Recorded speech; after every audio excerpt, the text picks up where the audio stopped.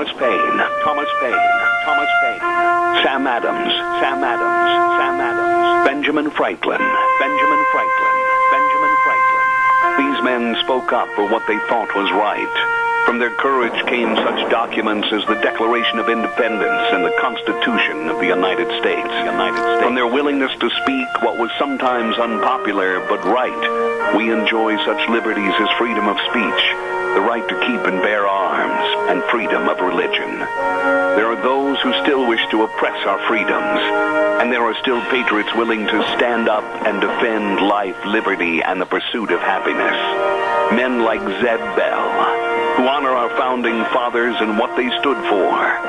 It's now time for Zeb at the Ranch, speaking up and defending your freedoms.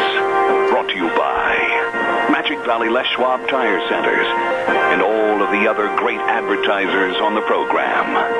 And now, Zeb Bell. These words from Sidney Smith, quote, "Whatever you are, keep to it. Never desert your line of talent. But be what God intended you for, and you will succeed." Thank you very much. Good morning, everybody. Here comes Kate Smith, and God bless America. Followed by a patriot with our Pledge of Allegiance. Call in, call in, call in on a Wednesday, August 2nd. Good morning. Oh, and a good morning to you and yours. Zeb at the Ranch, I'm Zeb Bell. And, of course, with our major sponsor, your Magic Valley Les Schwab Tire Centers, all 7 locations serving you, along with some of our great advertisers like Western Waste Services, always at your disposal. Call them at 734-6969. Right now, we go to the phone line, and good morning for the Pledge of Allegiance. Good morning, sir. Yes, sir. I pledge allegiance to the flag of the United States of America and to the republic for which it stands, one nation under God, indivisible, with liberty and justice for all. I know. I have looked into my crystal ball, and I know you're going to be calling back in just a few minutes because I have a story that I know you'll comment on. So thanks, Doug. Appreciate it. You bet. All right, buddy. Hey, it's time for the weather, and the weather brought to you by... Hello, Roger. How you doing over there and all the folks at K&R Rental?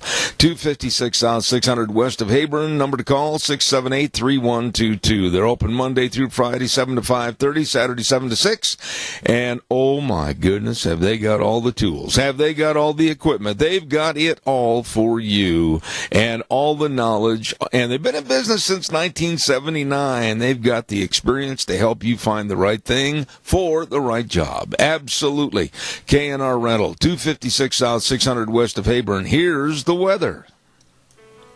It's going to be another warm day today as we saddle up and ride again for this Wednesday, August 2nd, and looks like sunny skies, high of 95. Winds out of the northeast right around 5 to 10 miles an hour. Tonight we are expecting clear skies with a low of 56. Tomorrow, again, sunny skies, high of 94 with an overnight low of 55. That's going to continue as we get on into the weekend. Friday and Saturday, mostly sunny skies. Highs are going to be in the low to mid-90s. Sunset tonight at 8:53 if you care to check that out. That's your weather for Zeb at the Ranch. Wow, another warm one. Good morning. Thank you, Gina. K&R Rental bringing us the weather.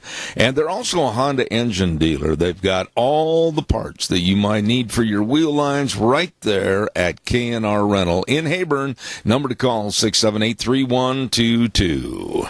Good morning, good morning, good morning to you. And boy, have we got a good program today. We're going to be talking to Dave Bego in Indianapolis, Indiana at 9:06. And then we've got a great author and really understands the world situation today, Dan Perkins. We're going to be talking about North Korea and their missile tests.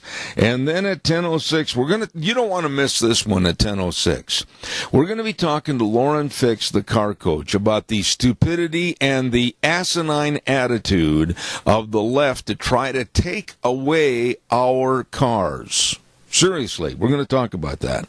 And then at 10:30, we're going to talk about the ICE situation over in Jerome County, Immigration and Customs Enforcement. And that's at 10:32 with Charlie Howell, Jerome County Commissioner, Board Chairman. So we've got a lot of things on our plate for this morning.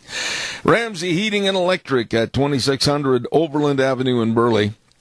Number to call, number to remember, 678-0459. They're open at 7:30. I almost said 5:30. That would have shook Rita up a little bit. They're open at 7:30 in the morning through Monday through Friday, 7:30 to 5, and they've got all your cooling needs with the air conditioning filters. Oh, yeah. It's warm out there, folks. Stay cool. Make sure your great big air conditioner is working efficiently with a clean air filter. They've got them all. All your heating, cooling, and electrical needs at Ramsey Heating and Electric. 2600 Overland Avenue in Burley. You stop in and see them today. By the way, too, I've already had calls about when the August Lunch Bunch is. I love that enthusiasm. And the Lunch Bunch will be on August the 24th. Write that down. At Denny's, America's Restaurant, 611 North Overland in Burley, and another location at 291 Pole Line Road in Twin Falls. I want to talk breakfast today. I love breakfast. I mean, I love every kind of breakfast, whether it's pancakes, French toast, eggs, scones, hash browns. Oh, I'm drooling all over the microphone. They've got the best of breakfast right there at Denny's Restaurant. It is America's Diner and also the home of Zeb's Lunch Bunch. Every month we're over there. And so you just stop in anytime, all the time you're hungry. They can take care of that at Denny's Restaurant in Burley. Yep, the home of Zeb's Lunch Bunch. Hey, sir. Yes? You said the 24th, right? Yep. Isn't that also the same day that we're supposed to have that total solar eclipse?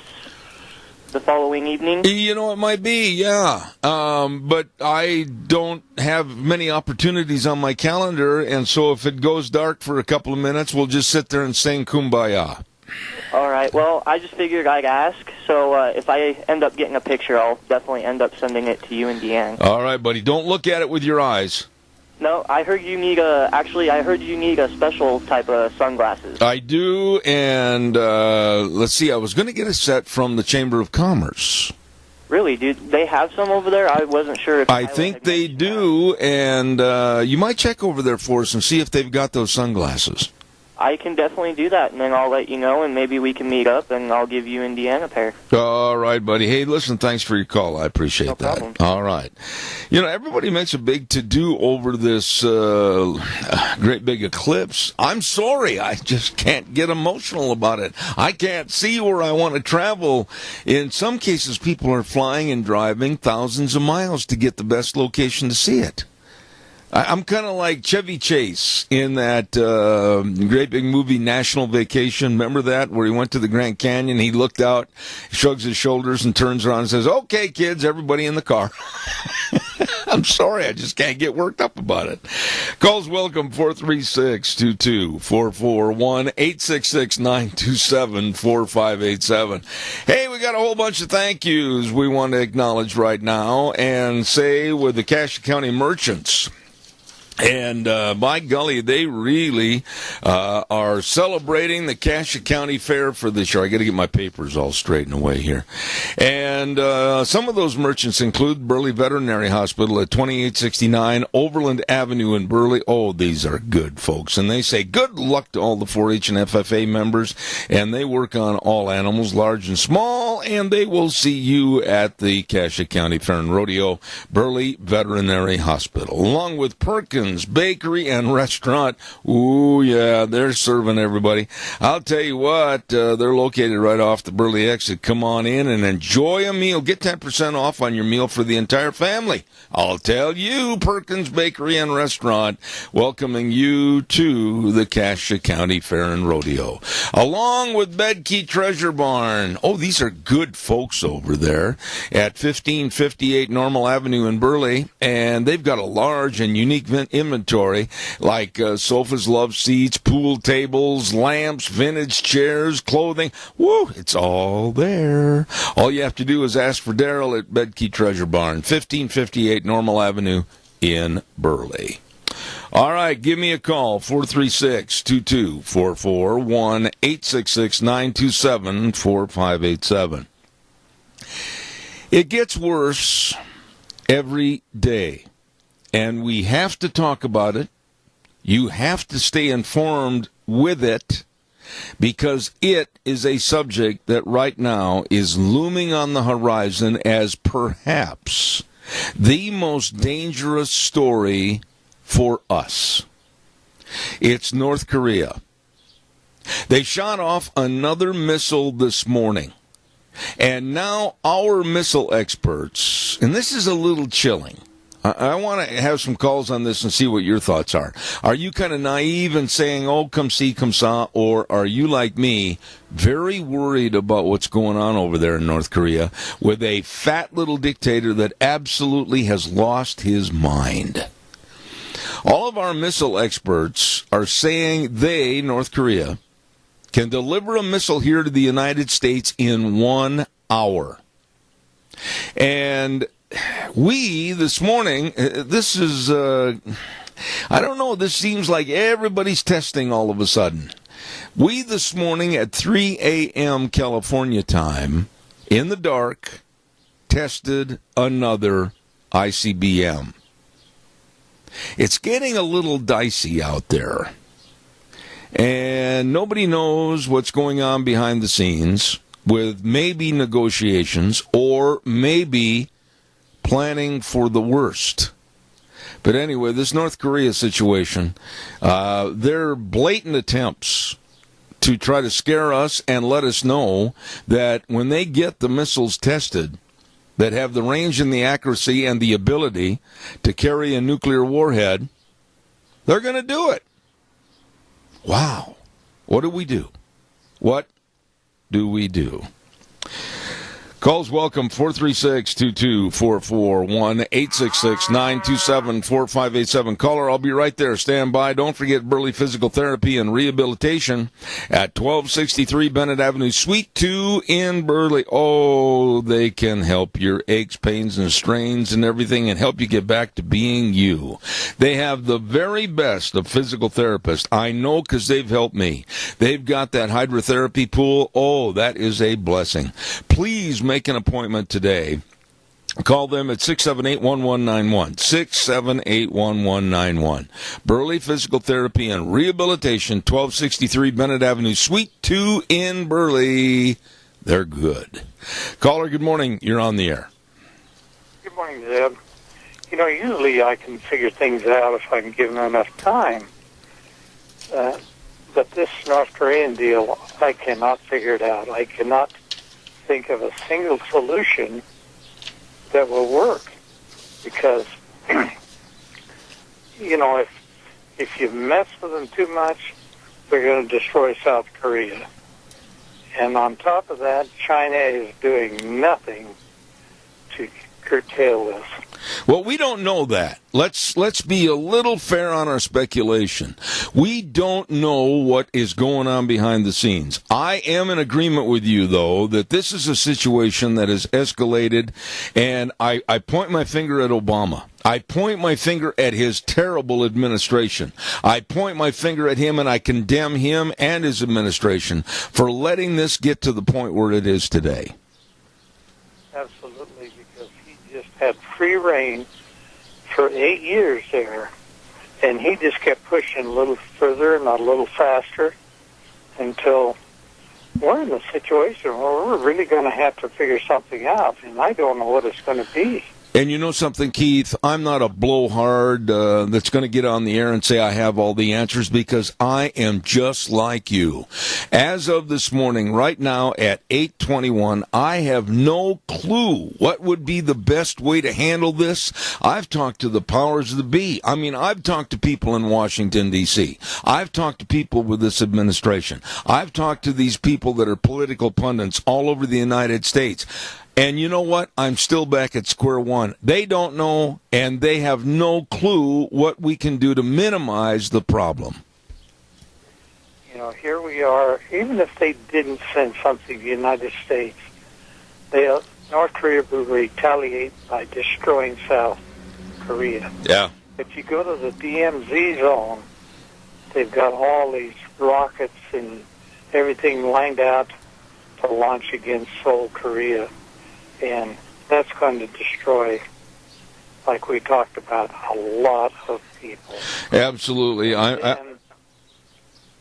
Go ahead. No, I was just going to say it's absolutely horrendous to start putting figures and numbers together as to the potentiality of victims and area that's going to be attacked. I mean, this is scary stuff. Oh, absolutely. But China could put a stop to it immediately. They are afraid of China. That's the only one this little yum-yum is afraid of is China. I agree. Well, we're going to have to wait and see, but waiting is not an easy task. Keith, thank you for following up and being the first call to break the ice this morning. Thank you, sir. Appreciate it. Well, I haven't heard anything from President Trump of what should be done, so I'm going to let him figure it out. All right, buddy. Hey, thank you so much for your call. I appreciate it. Thank you. Calls are welcome. I got to talk to you about this subject next. I saw this on television last night. And I sat back in my lazy boy, and I told Deanne, I said, holy cow, as if we didn't have enough to worry about, now we've got crackpots in California that want to secede from the United States. Well, we're going to talk about that next. Hang on. Autumn Haven Assisted Living Center at 924 Christian Way in Rupert, the number to call and check them out. Go over, visit the facility for the potential of having your loved one stay at Autumn Haven Assisted Living Center. 924 Christian Way in Rupert, 436-3200. They are the only locally owned and operated assisted living facility in the Mini-Cassia area, and they really provide one-on-one care. They're small compared to some, but with a bigger heart than most. Please call them 436-3200, Autumn Haven Assisted Living Center. And, before I start into this next subject, don't forget the big Jerome County Fair and Rodeo. Holy cow. I know they've got a lot of things cooking over there. Jamie Rupert, really nice lady, sent us all the information, and we really want to stress the fact that they're going to have all kinds of fun. A junior rodeo and PRCA rodeo. I mean, August 5th is going to be the junior rodeo, starting at 4 p.m. in the afternoon. And then they've got a ripping big PRCA rodeo, August 8, 9, and 10 at 7:30. On Tuesday the 8th, it's going to be family night. Wednesday the 9th, 4-H and FFA. And Thursday night, Tough Enough to Wear Pink night. They always have a lot of fun at the Jerome County Fair and Rodeo, and it is a ripper from August 2nd all the way through the 12th. 4-H shows, and I'm telling you, everything. Great food, too, at the Jerome County Fair and Rodeo. All right, here we go. I was sitting there last night eating supper in my lazy boy, and all of a sudden, one of the most ridiculous stories I have ever heard in my life. I'd heard rumors of this from some of the people that I know and talk to in California. But it's for real. There is a group called Calexit. Calexit. And they are trying to get 585,000 signatures. Now, let me verify that again. 585,000 signatures. Enough signatures to put it on the ballot that California should become its own country and leave the United States of America. Let that kind of soak in for a minute. This group of lily smellers had a so-called spokesman on TV last night, and oh my goodness, he should have been the head of the NRB, which means not real brights. He was totally baffled, trying to answer questions and everything, and if that's the best that the Calexit can put forth on TV as a spokesman, you're in a heap of trouble, boy. Absolutely ridiculous. California is one of the most mismanaged states in the United States. They are really in the red ink. You know that. They are so liberal and so, I don't know, off the wall with their laws and their leniency, and they want to go out on their own? Let me tell you something. I've rodeoed a lot in California. And if you go down Highway 99 to Larry and all those towns leading all the way down to Bakersfield, etc., you are going to find one of the most conservative areas in the United States. Mark my words. But you see, except for Los Angeles, Sacramento, and San Francisco, the big population areas, the rest of California has a lot of common sense. The rest of California has a lot of people that are very conservative, and they are very loyal to this United States. Now, I'm telling you that a state of 40 million people, and then this knothead last night sitting there going, well, we're going to secede from the United States. Yep, we're going to be our own country. I'll bet you my audience this morning, every one of you listening out there, could create at least 10 to 20 questions as to, wait a minute, if you do something stupid like this, what about this? What about that? I'll give you some of them. Some of the things I thought about, what about state travel? What about leaving the state of California and coming here to Idaho, Nevada, or anywhere else? Oregon, Washington. What about leaving and coming back into California? What about some of the other things about roads and infrastructure? What about military bases that we have down there? That was brought up last night, and this nincompoop didn't have any answers for that. What about border security? Look at all the border security you'd have to have with the other states. I mean, it's just so incomprehensible as to leaving the United States. What are your thoughts? Give me a call. This is mind-blowing.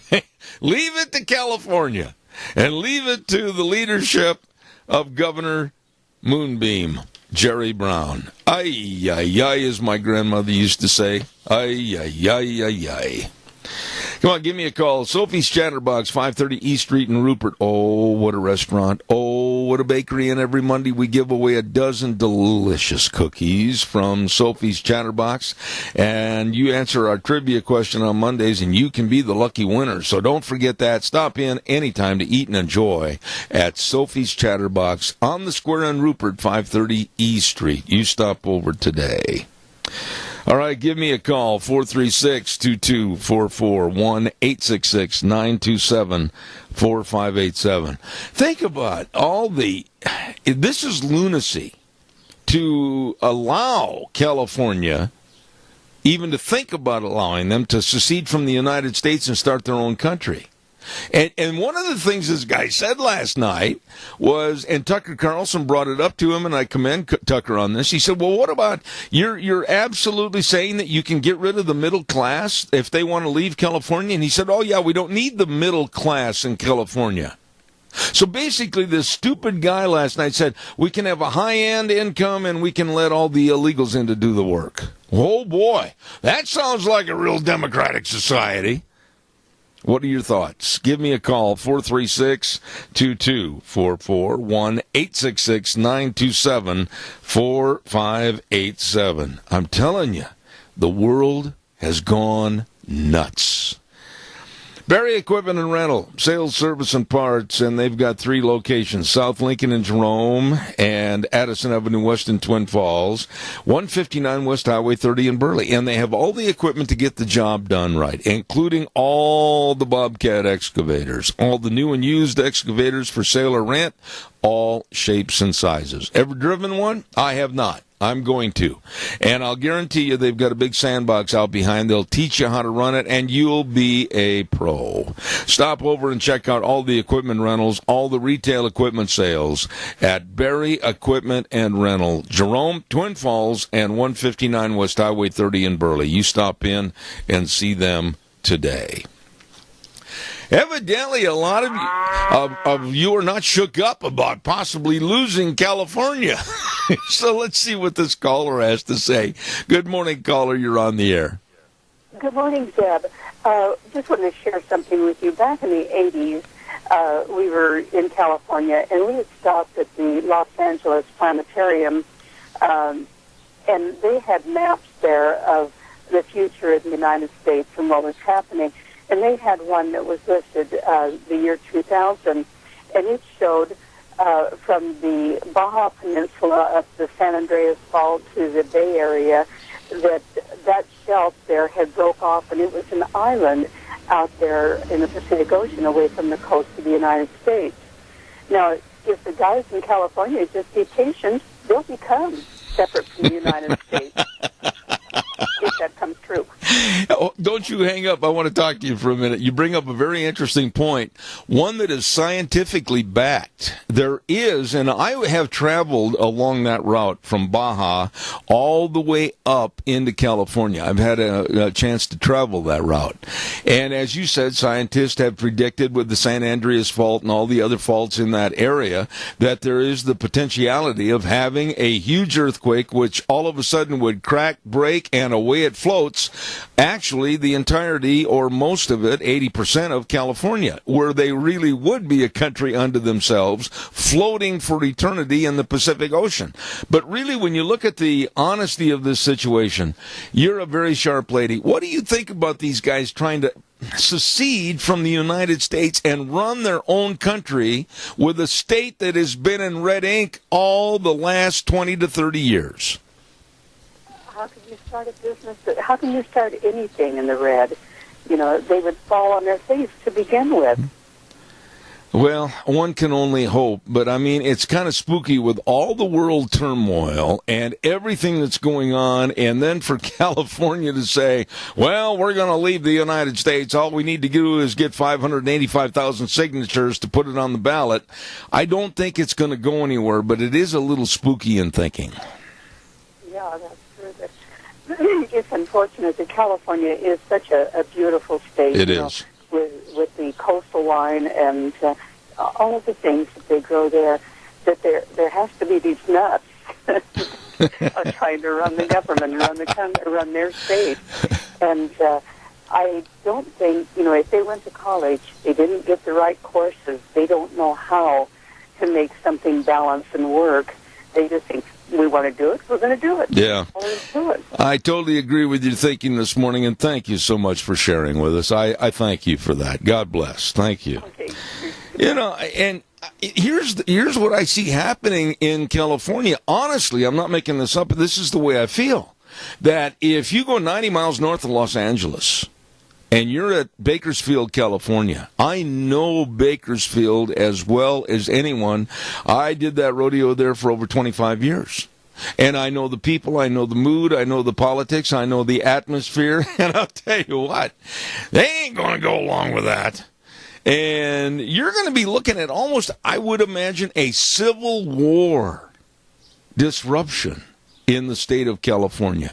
And I know that it's we're joking about it right now, but when they're out there trying to get 585,000 signatures, almost half of our state of Idaho's population, and trying to get them so that they can sign to put it on a ballot for possible secession, can you imagine the animosity and the personality conflicts and everything that's going to go on in that state? Woo, baby! I'd hate to walk up to the door of somebody in Red Bluff, California, or Redding, or over at Bakersfield and say, hi, I'm here to get your signatures so we can leave the United States.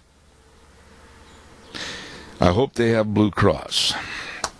Calls are welcome, 436-2244, 1-866-927-4587. Caller, good morning. You're on the air. If California secedes, it's not going to happen. They can't afford to secede. If they were to be their own country, then they would have to deal with their own debt. Of course, they would be no different than Greece, I guess. The intellectual insincerity of everything they do down there is so laughable that you say to yourself, the people that re-elect these people, Feinstein, Boxer, Brown, governor, and you say, you people are insane. And like I've said in the past, whenever I get down there, and I go down there occasionally, I try to pick verbal fights with people about why they're so foolish. And I've never gotten any retaliation yet because they can't defend the stupidity of what they do. And then they think they're, enlightened and then environmental. And I says, well, when you're broke, I says, you have to do what you got to do, but you guys just keep expecting, well, they just keep getting, they're expecting the rest of the states to bail them out. That's right. That's right. What you just said a minute ago is really so true because Illinois and California are financial debacles. And because of mismanagement in their state, idiots running a government within the state that can't even play Monopoly. And we're looking at a bailout system. And here was this guy last night, Randy. I don't know if you saw him or not, but they could have picked anybody. But I've heard about it. Go ahead. Yeah, they could have picked anybody off the street that could have done a better job of trying to promote an idiot idea like CalExit. And when he was asked pertinent questions about how they're going to operate, what are they going to do about the military bases, and then I came up with some questions on my own about border security and what are they going to do about interstate travel and everything and the roads and the infrastructure, the guy had his wide-eyed look at the camera, and you got to laugh at their stupidity, but still you know that there are many of them like him that are trying to promote this idiot idea. Well, I get the feeling that there's so much pressure, peer pressure, that if you speak out against, the direction they are already at. In other words, if you try to speak up like with some common sense, you are so swiftly pressured and degraded by the people that are so afraid to look like they're not enlightened, and compassionate LGBTQ. They're so compassionate that there's 25,000 homeless people that live downtown L.A. and the absolute, it's a disaster, and the smell is a disaster. And they have homeless all through the big cities of California, Oregon, and Washington. Well, Randy, look at what the problems would be logistically. Let's just assume that California got their vote on the ballot. Let's just assume that they voted to leave the United States. What then? What about the borders? What about interstate travel now to a foreign country, which California would be a foreign country? What about the roads and the infrastructure? What about leaving one state, going to another? What about travel down there for vacations and business, the trucking industry? I mean, Randy, think about it. This is complete lunacy. It is. These people, see, they desperately, when they're always touting they're the sixth largest economy in the world. They say that, and while I was down there, I heard it more than once. I was just down there recently, okay, and I heard them tout that. They just keep bringing it up, but they don't bring up the fact that the businesses are leaving the state as fast as they can figure out a way to do so. Yep. The sixth largest economy is drying up. They're inundated with illegals. The underground economy in Los Angeles is at over 2 million plus. Yeah. That do not pay taxes. They're not insured. They drive uninsured cars. They rob other states and bring their goods down there and disperse them amongst themselves. They have it's insanity. Well, we can. These people. I mean, I could go on forever, and I better just hang up. Well, you and I both, we kind of wrinkle our noses at it, but, really, Randy, it's something to be concerned about because, if there's enough loonies like that guy last night on TV, holy cow, bar the door. Thanks for your call this morning. You bet, Mike. Bye-bye. Take care. I got another commercial, but I'm going to hold off until I get your call. Go ahead, caller. You're on the air. Morning, Zeb. Yes, sir. Usually I agree with Randy, but today I'm going to have to disagree with him. If they secede from the Union, they're not looking at paying their own, footing their own bill. They're looking at foreign aid. Yeah, you're right. You're right. I bet you farm, because right now they don't have a pot to piss in or window to throw it out of. They can't put their own bill. You've got all of these give me attitudes. But at the end of the day, it's, well, we're not getting enough right now, but if we're a foreign country, we automatically are in a different category and a different bracket.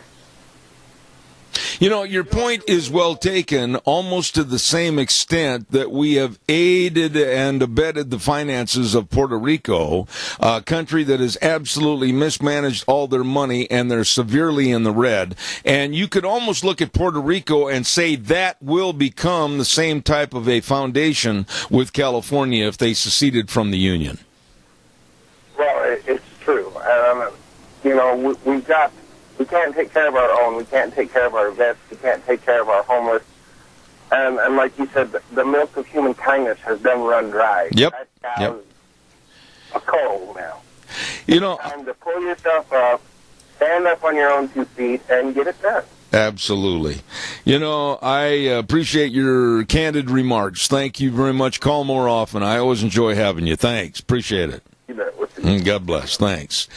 What are your thoughts about this? I mean, we can snicker at it. We can laugh about it. But honestly, there's a tinge of realism there that, whoa, what's going on down there? Hey, don't forget, more of our great folks want you to attend the Cassia County Fair and Rodeo, including Streamline Precision of Burley. Tim and the crew at Streamline Precision, they really want to thank all of our policemen and our firemen who risk their lives every day to protect us. And also, good luck to all the 4-H and FFA members with their projects for the Cassia County Fair and Rodeo. And don't forget, too, they can build anything. You better believe it. Streamline Precision at 120 South, 100 West of Burley. Steel buildings just the way you want them. Agricultural, industrial, and community buildings. Call them 431-7314 or 678-9204. Streamline Precision of Burley. And Butte Irrigation, 116 South, 600 West of Highway 27 in Paul. Hey, let me tell you, they will get you wet. That's the bottom line. And they've got big per tower rebates from Zematic and huge discounts from Butte Irrigation. Make fall the best time of the year to buy new Zematic pivots. They've got them. They can help you. They will. They also have a location on Kimberly Road, north of Kimberly by Red Cap Corner in Kimberly. You better believe it. Butte Irrigation. They'll get you wet. Calls are welcome and appreciated. 436-2244, 1-866-927-4587. You know, I got to say this before I go to the weather. Yesterday, we wrapped up the program, and I had a meeting here in my office. And then I grabbed a quick lunch, and we were out the door. But while I was taking that quick lunch, I happened to watch a little bit of the news conference, the press conference, that is managed by the White House spokesman, Sarah Huckabee Sanders. Wow. I tell you what, this gal, I respect her. She is tough and straightforward, and I mean, did she put some of those yokels that call themselves reporters in their place? What duty? That lady is good. Sarah Huckabee Sanders, I think if there's a salute I can pass out this morning, she's got to have it as being one of the tough, good people in the Trump administration. Caller, good morning. You're on the air. Quickly. Good morning again. Hey, what about Disneyland? What's going to happen? We can't live without Disneyland and the Knott's Berry Farm and SeaWorld and all those others. Well, How many people a day do you think go through Disneyland? I have no clue, but get your passport, buddy, because you're going to need one. Yeah, because but these, and this would fit in the Hollywood crowd, I think, the the movie production and stuff like that. I think they'll give that a lot of thought before they pull the trigger. I don't know. It's laughable to one extent and very serious on the other. Keith, God bless you. I got to get a weather forecast in here. Thank you so much. Bye-bye. All right. Hey, the weather brought to you this hour by Mount Harrison Audiology and Hearing Aids, the only locally owned and independent hearing healthcare practice in southern Idaho. Dr. Christine Pickup, and I'm telling you what, they've made a commitment to help you with your hearing, and she can and she will. Never met a person that knows so much about sound and hearing as this lovely Dr. Christine Pickup. Call today for an appointment, 312-0957. And right now, here's Gina with the weather. It's going to be another warm day today as we saddle up and ride again for this Wednesday, August 2nd, and looks like sunny skies, high of 95. Winds out of the northeast right around 5 to 10 miles an hour. Tonight we are expecting clear skies with the low 56. Tomorrow, again, sunny skies, high of 94 with an overnight low of 55. That's going to continue as we get on into the weekend. Friday and Saturday, mostly sunny skies. Highs are going to be in the low to mid-90s. Sunset tonight at 8:53 if you care to check that out. That's your weather for Zephyr Duran. Thank you, Gina, and brought to everybody by Mount Harrison Audiology and Hearing Aids, right across from the Minidoka Hospital Emergency Room, and their telephone number to call. Make an appointment for a hearing screening, 312-0957. Absolutely the best at Mount Harrison Audiology and Hearing Aids. You know, I want to talk just a little bit. I don't know if you saw this last night, but there was, in my estimation, one of the great catches in Major League Baseball. You know, you always see the highlights of the great double plays and all the home runs and the outfielders' plays in the outfield catching the supposed home run ball. Last night, Cleveland Indians center fielder Jackson went right to the wall, jumped up, tipped over the wall, and came down in the Boston Red Sox bullpen upside down on his head and kept possession of the ball for the out. It was, I think it's going to be shown on almost every highlight reel. He must have jumped at least 4 feet in the air, and his hip hit on the top of the fence, and he goes on his head into the bullpen and caught the long shot for the out. That was really something to see. Calls are welcome, 436-2244, 1-866-927-4587. What do you think about North Korea? What do you think about CalExit? What do you think about anything we've talked about so far this morning? Give us a call. There was also something else last night, and it just is so intimidating, I guess is a word we could use. For me, I watched that series of going into the prisons in El Salvador, and talking to the members that have been arrested from the MS-13 gang. Oh, my goodness. Number one, I don't think if I were Tucker Carlson or anyone, I would want to put myself possibly in a harm's way position like that, going into a prison. They did say at one point that without going into some of the so-called social rooms, where there are bigger rooms where they can talk to reporters and everything else, you know, instead of going into the actual cell area, they said that it is so filthy, so dirty, so vermin-filled, and you can let your mind wander to the rest of it, that if a person goes in there to do any kind of reporting or anything, when they leave the prison, they're advised to burn their clothes. I'm not making this up. They are advised to burn and throw away their clothes. I can't imagine living in that squalor in a prison, or the heat and the absolute filth. But these guys are really bad guys.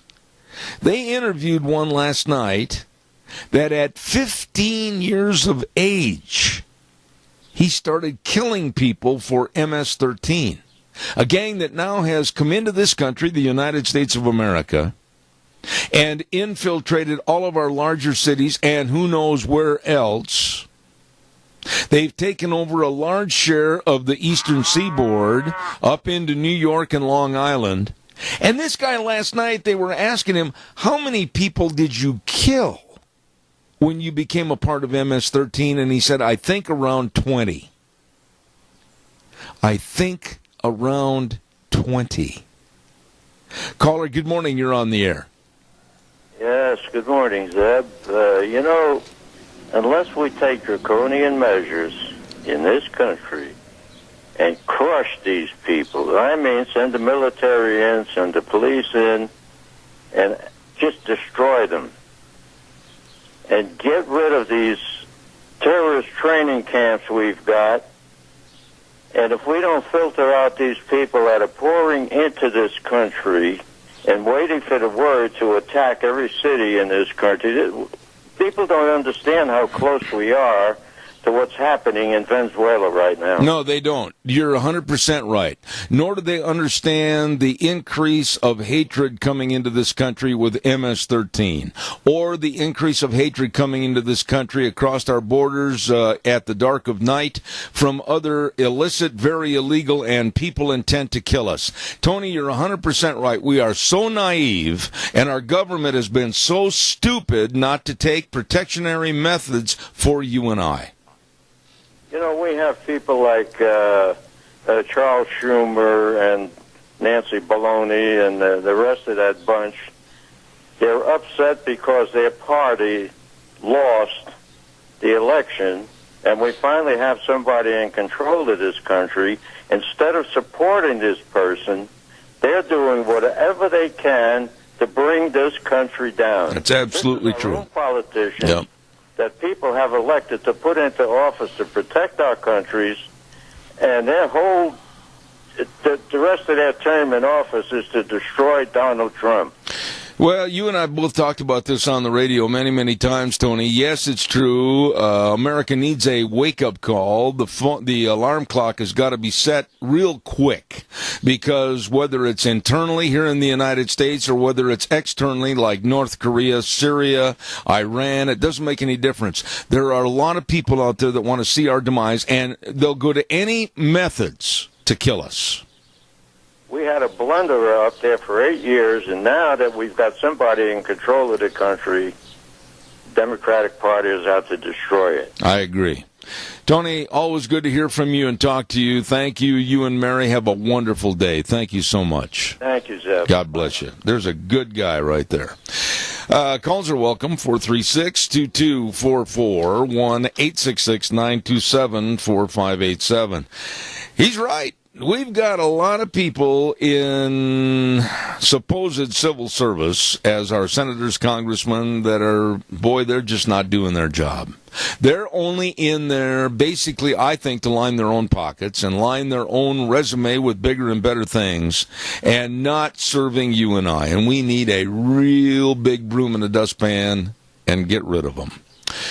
Get where you're going this summer and come back home safely. That's right. Your Magic Valley Les Schwab Tire Centers are telling you they've got all the tires for all the different driving needs for your cars, pickups, SUVs, horse trailers, boat trailers, camp trailers.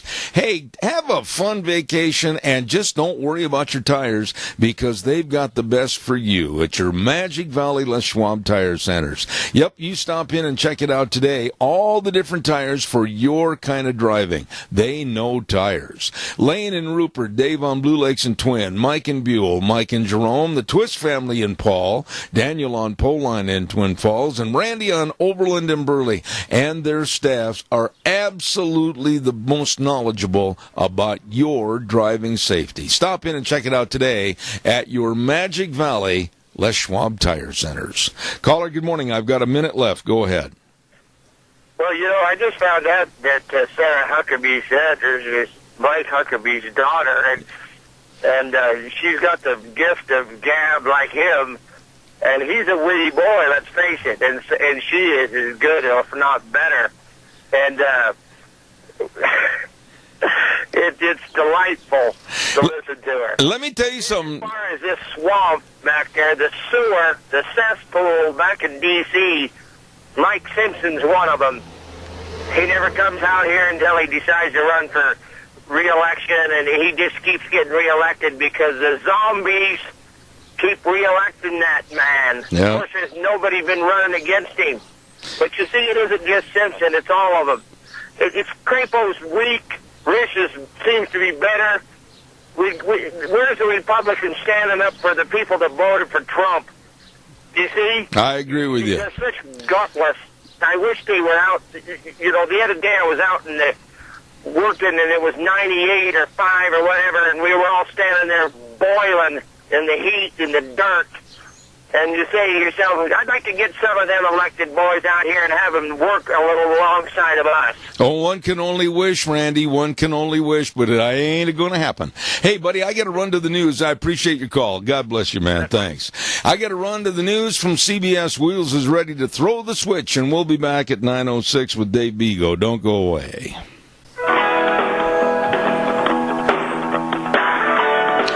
Oh, good morning and welcome back. Hour number 2, Zeb at the Ranch. I'm Zeb Bell with our major sponsor, your Magic Valley Les Schwab Tire Centers, all 7 locations serving you, along with some of our great advertisers like Western Waste Services. From the canyons of the Snake River and all across southern Idaho, we're always at your disposal. Western Waste Services, we care about our community, our resources, and this great land. Western Waste Services is lending a hand, always at your disposal.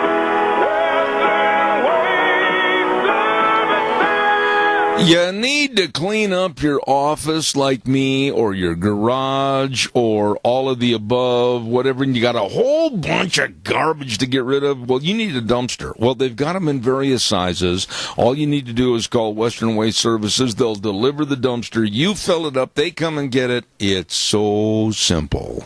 Always at your disposal. Western Waste Services, 734-6969. You call them today.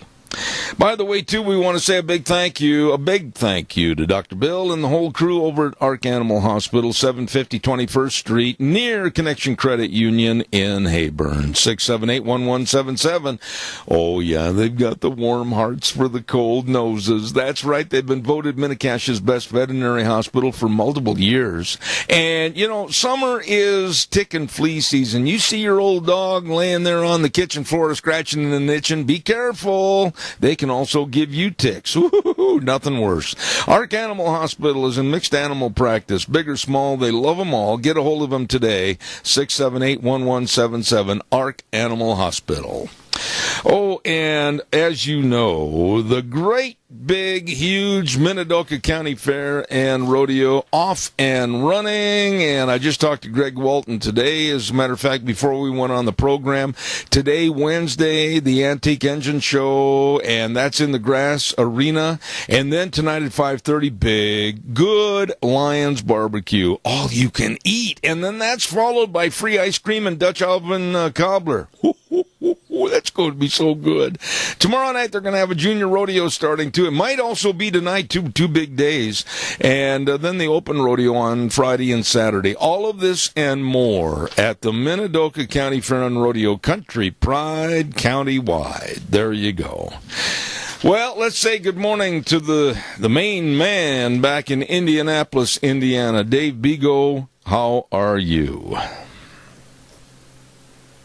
Go ahead, sir. Dave, are you there, my friend? Yes, sir, I am. How you doing? Oh, great. I'll tell you what, we got so much to talk about this morning. And there you are back in the hot, humid Midwest. What is the weather back there in Indianapolis right now? No, actually, it's pretty nice. It was, it's I don't know, about 73 or 4 outside right now, clear skies. We've had 3 or 4 days in a row of nice weather. Wow.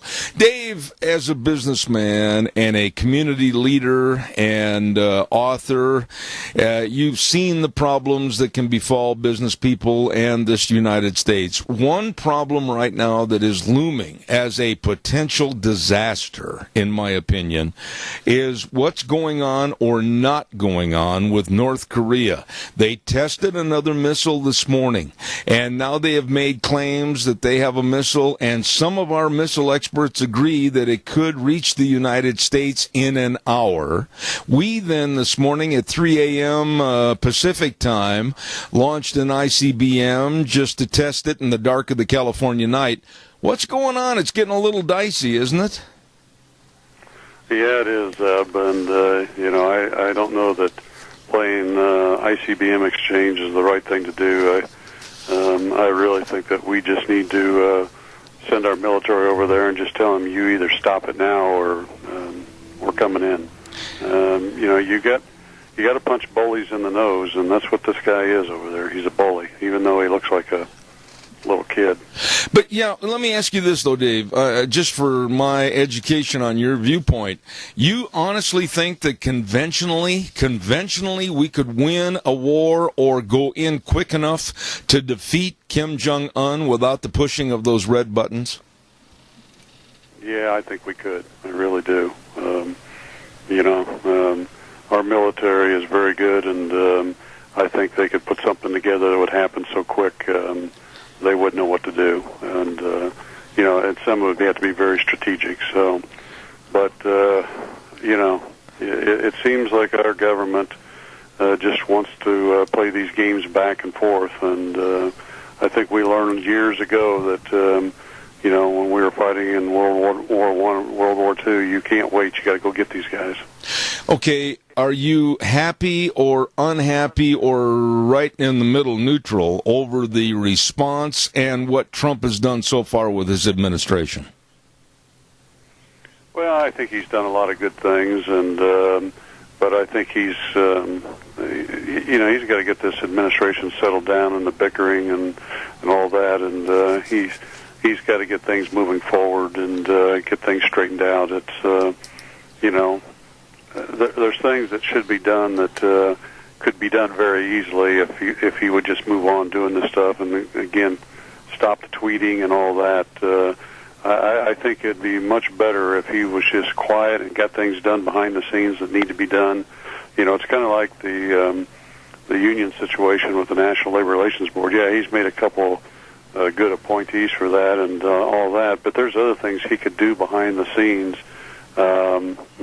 to really improve that situation, like doing a national right-to-work bill and, get rid of Kennedy's executive order years ago that allowed, back in '62, that allowed unions to organize public workers and stuff like that, because the unions are desperate, and so are the Democrats because of that, because the unions are their biggest contributors for political monies, and the unions are really going out strong. And I think I mentioned this last week. United Auto Workers are really going after Nissan and other places down in the South because they're desperate and they want to get control. And we're going to see this stuff keep going on unless we put a sudden end to it. I agree with you. Right now, and correct me if you know different figures, I'm just going to kind of ballpark everything and round numbers off. But right now in our tax structure in this country, we approximately keep about 65 cents out of every dollar. 35 cents goes to the government. The proposed tax reform would put more money in our pocket to the tune of where we could keep 80 cents per dollar and 20 cents goes to the government. This is what's being proposed. This is what I've heard from some of the tax experts, and it doesn't look like the Democrats are going to sign on to this, and it's going to have to be pushed by the Republicans. What are your thoughts? Well, I think we need to reduce taxes, and at the same time, though, behind the scenes again, this is the other thing, Zeb. You've got to reduce our cost and our debt load, and the government spending money on stuff, and that means you've got to reduce the size of government, and you've got to stop things that are going on, entitlement and welfare programs, and get people back to work, because I'm telling you, companies all across the country are looking for people. Yes. And, we're growing, and we're looking for people across the country, and it's just, and I hear this from businessmen all across the country, it's hard to find employees. And the biggest reason it is because we have fewer people in the history of this country looking for jobs than ever. And that's because we have so many entitlement programs, and we need to get them off of it and get them back to work, and let them use their God-given abilities and hard work and persistence and all that to move forward in life, not by government handouts. Where do you find these people? You've hit the nail right on the head, Dave. I have talked to people that own tire companies. I've talked to people that own landscaping companies. I've talked to people in every walk of life for businesses that are begging for good quality employees. What's going on here? I can't believe the situation. Well, it's real simple. I mean, it's too easy for people to live off the government, between all the entitlement programs, food stamps and all that kind of stuff. And plus, they can go out and apply for jobs and not take the jobs and get unemployment pay and, all the other entitlements that are out there. And that's what people are doing. They're using the system. And what we got to do is get government out of this stuff. Government needs, to protect our freedoms and our laws and stuff like that. They don't need to be involved. It's just like health care. They shouldn't be involved in health care. Let the free market system and the states in that work through that, and we'd be a lot better off. I just saw another article on health care where more health care providers, they're wanting up to a 30% increase in premiums because of the Obamacare law. Yeah. We have a caller with a question for you, Dave. Caller, quickly, you're on the air. Yeah, I just wanted to say, something about the abuse of the welfare program. Caller, we cannot. Caller, hold on just a minute. Caller, listen to me carefully. You're on a cell phone. You've got a lot of background noise. You've got to speak up into your phone and hold still. Go ahead quickly, or I'm going to have to cut you off. Try it again. I think he hung up. I'm sorry. Cell phones, the nemesis of radio programs. Sometimes they're good, sometimes they're bad. Dave, I'm sorry about that interruption, but we tried to get the caller on, and with cell phone, I couldn't catch him. I want to ask you a little bit about the new program I heard last night. Holy smokes, Cal Exit. California wants to exit the United States. They want to secede from the Union. There is a group called Cal Exit that's trying to get 585,000 signatures to put it on the ballot. What are your thoughts? Well, Zeb, the way that state is going, I'm not surprised, and it may not be bad. I'll tell you, I think I mentioned it last week on your program that the state is controlled by the unions, specifically the SEIU, the union we fought. And the SEIU had the Democrats pass a law that requires that all businesses give out information on their employees, their contact information, their home addresses, and all that kind of stuff. And all that's geared toward, again, these are unions that are desperate, is going out and force unionizing people. And, the state is just in turmoil. And, I talked to a lot of business people. In fact, I had breakfast with a couple of business people this morning, and they said there's no way that we'll ever do business in California. But Dave, look at it from a logistical standpoint, and we have to use a lot of common sense here. These people aren't thinking.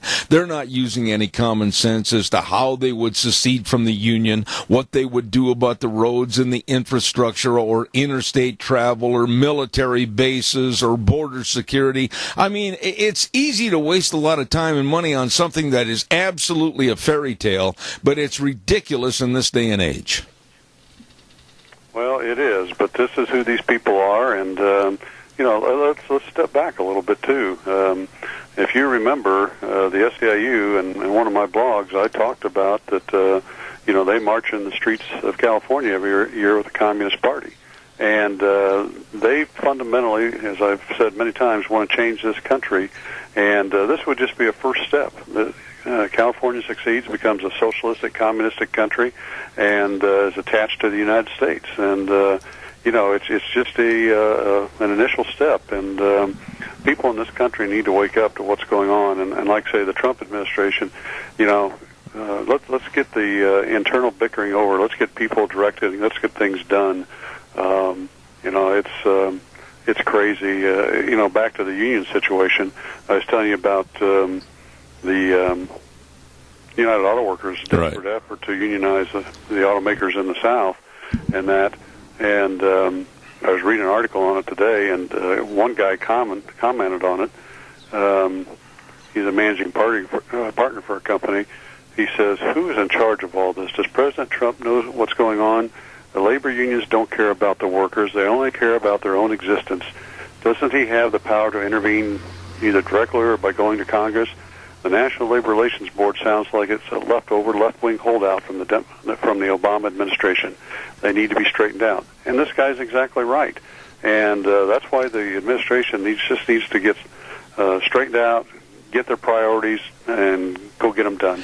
What do you do, though? I mean, if you were President Trump and you could be president for a day, a week, or a month, and you've got this idiocy that's going on in California with Governor Moonbeam and his lack of leadership, and then these people trying to organize 585,000 signatures to secede from the United States to put it on the ballot, how do you reorganize something as a president of the United States to put these loons down and try to figure out a real comprehensive program of how to get California out of the red and into the black?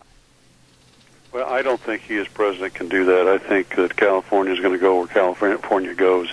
He has to do things to straighten out the rest of the country so that we don't have more states doing this type of stuff. And again, it's getting back to straighten out the labor situation with the National Labor Relations Board and the entitlement programs and getting taxes in line so that the country prospers and states prosper, and just cleaning up the mess that the Obama administration left.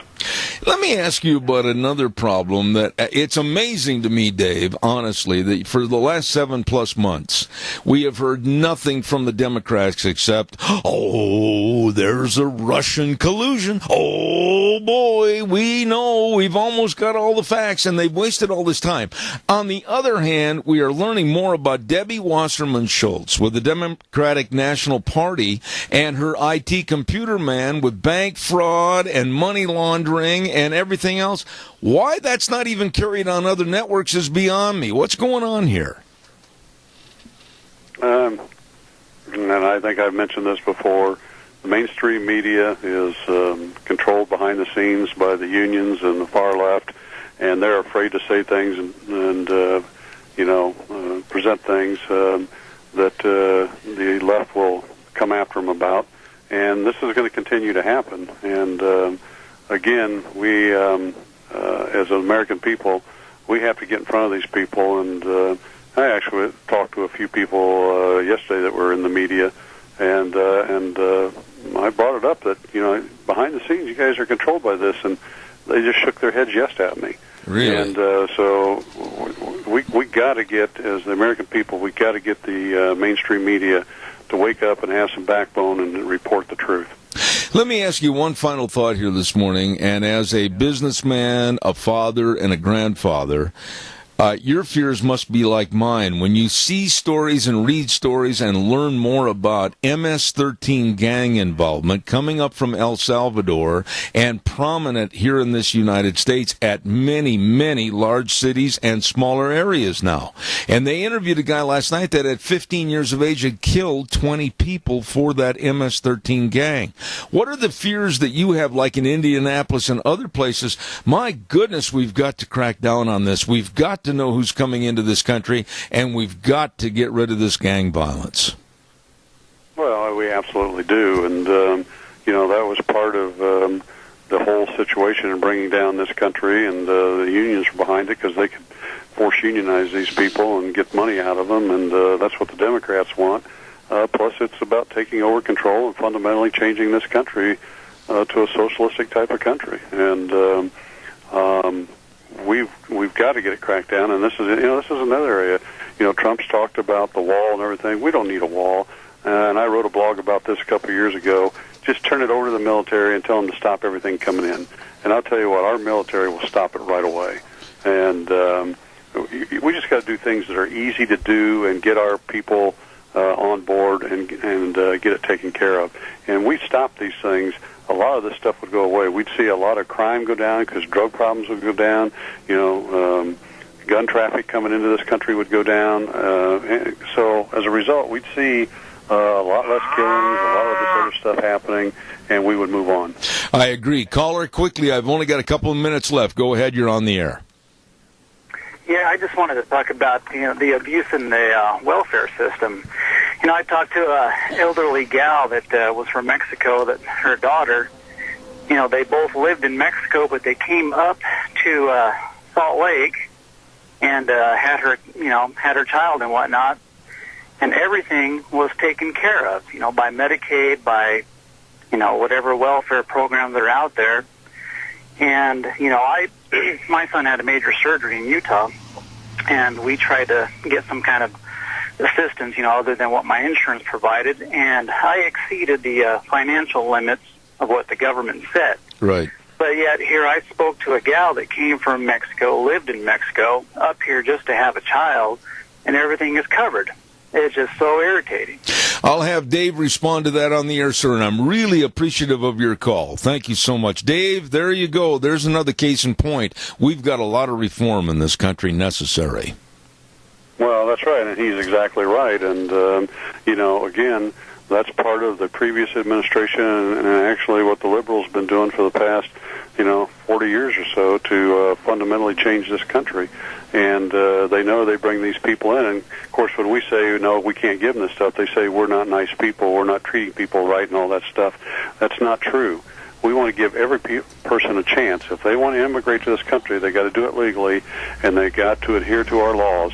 And because we are a nation of laws, we do things right, and that's what made this country great. And it's time that the people in Washington woke up and we get this stuff done. Dave Vigo, the author of The Devil at My Doorstep, The Devil at Our Doorstep. Great businessman. Oh, and by the way, the Cubs are in first place. Yeah, I have to tell you this real quick. I know you're at the end of the show, but unfortunately, I had a good friend die. He was a deputy chief of police here in Indianapolis. He was rear-ended by a semi a week ago Sunday, and he died. And we were at his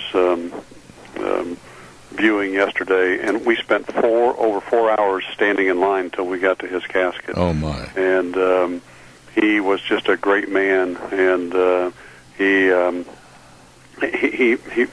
did the right things for America. And he just did some great things, and it was great to see our police force out in arms supporting him. And we sat in line and we talked to people about what you just talked about, police officers and that. So condolences to him and prayers for him. But, absolutely. It's good to see that our police have the right things in mind, or doing the right thing. Amen. Thank you for bringing that up. Dave Vigo, a dear friend of this program, Indianapolis, Indiana. God bless you, man. We'll see you next Wednesday. All right. Well, you guys have a great week. All right, Dave. Thank you so much. Really enjoy visiting with him. He has got his finger on the pulse of what's going on around the country in business and in politics.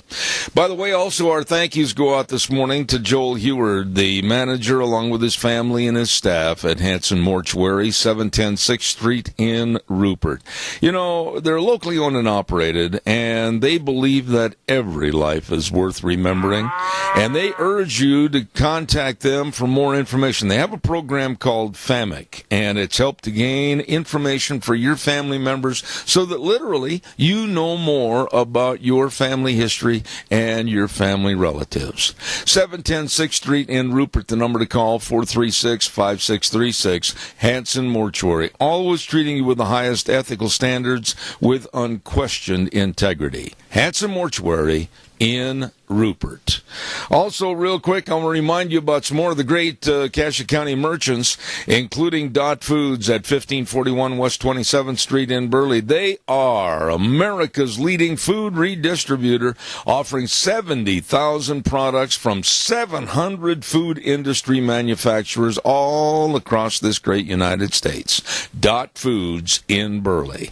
And, of course, Golden Valley Warehouse, 468 West, 1000 South Burley. They are just really honored to tell everybody to come on out to the Cassia County Fair and Rodeo. Really friendly staff, and believe me, they custom clean seed. If you prefer years of quality certified seed, they can help you with your farming, and they will. Golden Valley Warehouse and Kelly's Bearing Supply at 1407 East Main Street in Burley. Don't let your machine sit there while you're waiting for a part to come in. Don't forget Kelly Bearing Supply. They keep everything on hand, and you'll know where you're at when you get your bearings at Kelly's. Nice folks, Zach and Brett and the crew at Kelly's Bearing Supply in Burley.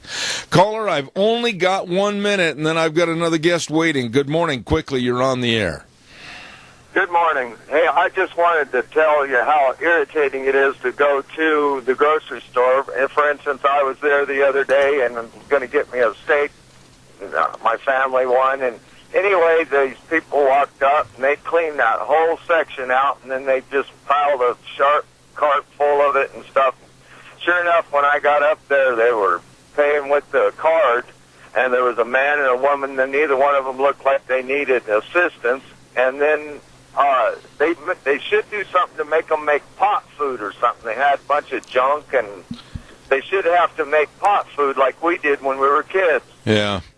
The abuse of the system is running rampant. And in this day and age of everybody crying foul that wants political correctness, you and I, when we yell and scream about the inaccuracies that are going on, we're the ones that are called the bigots and the hate mongers. It's got to stop.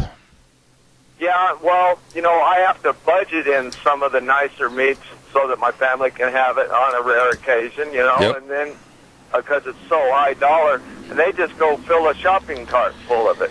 I'm just saying that we need to have some system where they get rice and beans and the cheapest meat or whatever, and maybe they'll get off their butt and go to work. I love your thinking. Run for office. You got my vote, buddy. Thank you for your call. I mean it. Thank you. Have a good day. You, sir. And we're going to have our next guest with us in just a moment, waiting in the wings, but stand by. I've got to get these on quickly. Let's ride. 270 Highway 24 between Rupert and the World. Yes, sirree, open Monday through Friday, 9 to 6, Saturdays, 9 to 4. All the watercraft for fun in the lakes and the streams and the rivers and all the 4x4s. And, of course, don't forget the side-by-sides. Look at that showroom display. Wow, they've got it all over there for you. All the accessories and a super service department to keep you running at Let's Ride. 270 Highway 24 between Rupert and the World, where the fun is sold. Also on Highway 24, Cameron and Siemens Insurance. Life insurance, health insurance, retirement planning, employee benefits. These are folks that really are devoted to serving you and very accessible. Give them a call, make an appointment, 436-4424. 436-4424. Cameron and Siemens Insurance for your insurance needs for you, your family, and your business. They are waiting to serve you. Right now, I'm running a couple of minutes late, but I want to say good morning to a gentleman that's been on our program before, and he is the author of The Brotherhood of the Red Nile Trilogy, and he's been on many television and radio programs. Hello, Dan Perkins. How are you? Good morning, sir. How are you? Well, I got to tell you, Dan, I'm a little nervous, and I'll tell you why. I started off the program this morning by stating that it gets worse every day, the situation with North Korea. A little bit more of tick and tack. Those over in Korea shooting off another missile this morning, another test. Then we, early this morning off the California coast at 3 a.m. in the dark, we launched an ICBM missile this morning for test. You know probably a lot more than the average American on North Korea. What's going on here? It is, I'm sure you've heard the saying, rock in a hard place. Yes. Have you heard that before? Many, many times. The place we are is between a rock and a hard place. Well, what we are is we're stuck between that rock and that hard place because if you look at it, this man has been doing illegal tests of nuclear weapons and ballistic missiles, which the world has said by treaty that they're illegal.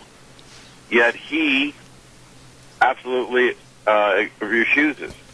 And he continues to test, and now the word is that perhaps by sometime in 2018, he may have a missile large enough to carry a nuclear warhead to perhaps some part of the west coast of the United States. And I don't know whether that's a good date or not. I know that there are scientists who have looked at the photographs of the rockets that he's been launching. They've been taking measurements of the rockets, and they don't believe that the ones that they're testing now are large enough and powerful enough to carry a payload the size of a nuclear weapon and propel it, 5,500 miles to the United States, which means they're going to continue to test both missiles and perhaps nuclear devices. And I thought it was telling today. I was looking at U.S. News and World Report, and there was a quote that struck me as kind of a good description of what's going on. And it was that the world knows what's going on, but the world doesn't know what to do about it. Our Secretary of State, Rex Tillerson, is saying we need to have a sit-down with China and North Korea to see if there's a way that we can negotiate with North Korea, because according to Mr. Tillerson, we cannot have nuclear capabilities on the Korean Peninsula. So he's saying they have to get rid of their weapons and their nuclear program. That is the crowning gem of Mr. Kim, that he has been able to develop the rockets and supposedly the nuclear warheads that can go on them at the expense of his people. That's the thing. The amount of money of the revenue that the Korean government is receiving going to ballistic and nuclear development is virtually killing his people, because there's not enough food, there's random electricity, and he's doing nothing to support and his people. He's spending everything on these two projects. But nobody seems to know or want to get involved in trying to give a solution. If I might take one more moment, I want to tell you about an interview that I was in last night, which I'm still reeling from the interview. I said, as a person who's written books on radical Islamic nuclear terrorism against the United States, I said that I seriously believe that we're making a mistake by focusing all of our efforts and attention on the intercontinental ballistic missiles that might be able to carry a nuclear weapon to the United States. I believe that a more likely scenario is that those bombs, whatever they have, wind up going into cargo containers on ships and come into our ports and explode here. Gentlemen said if they detonate a bomb in Los Angeles or San Francisco or Baltimore, we will, this is a direct quote, we will invade North Korea. I said, that's the craziest thing I ever heard. You really expect that the American people are going to stand for tens of millions of Americans killed, property destroyed and made uninhabitable for lifetimes, and we're going to put together an army and go to march to North Korea? I don't think so. The American people are going to be so outraged, they're going to want a nuclear response. Absolutely. You know, and I was wrong.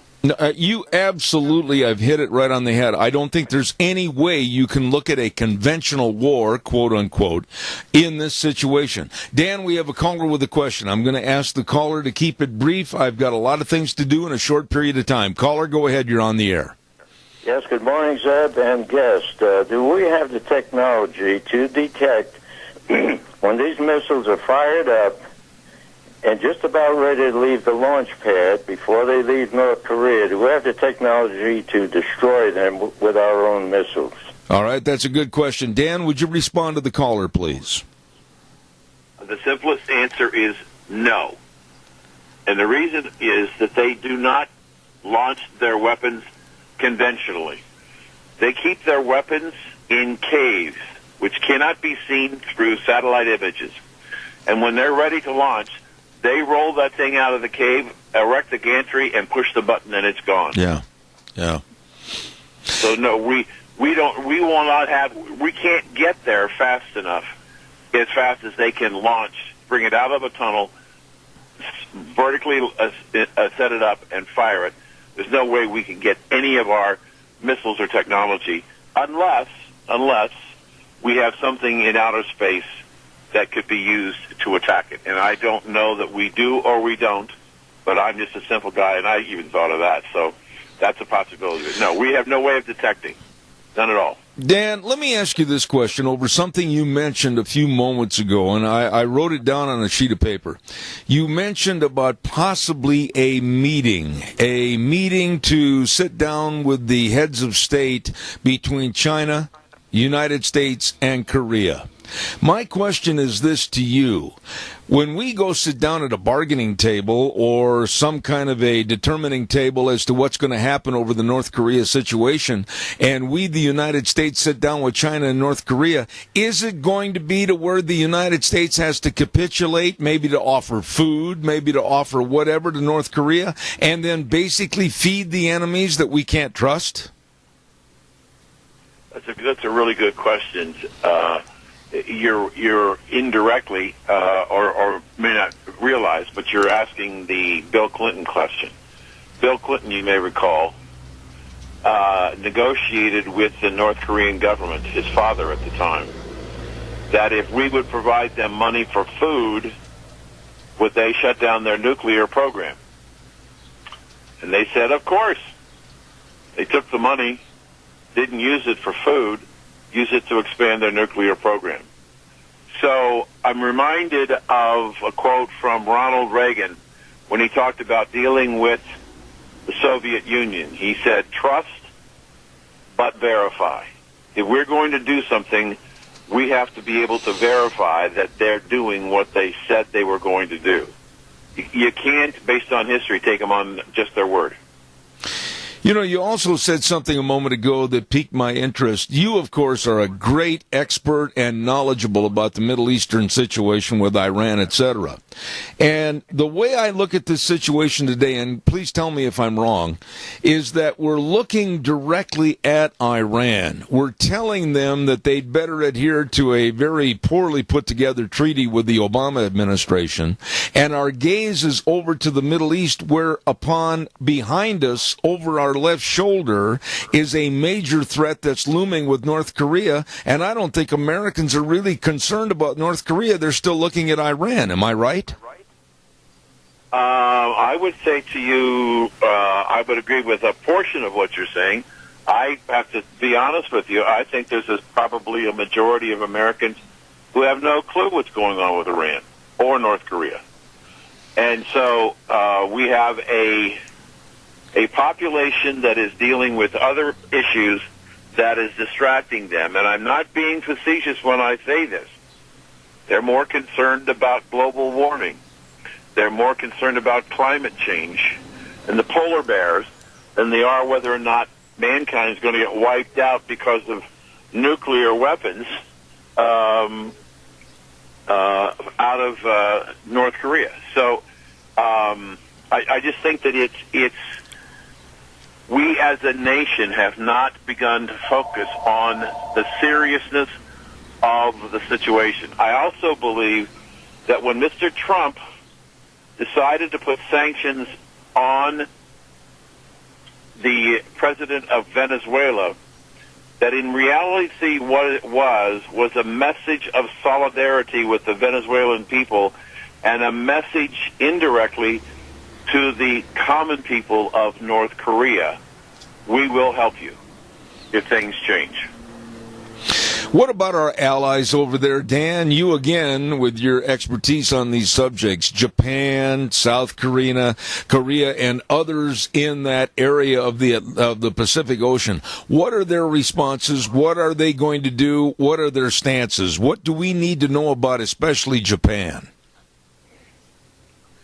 What we know is that every time Kim tests a ballistic missile or a nuclear weapon, and I'm going to use the word some, not all, some of those people, those governments, make statements about what they're doing, but offer no suggestions or no ideas of how to stop the expansion of North Korea.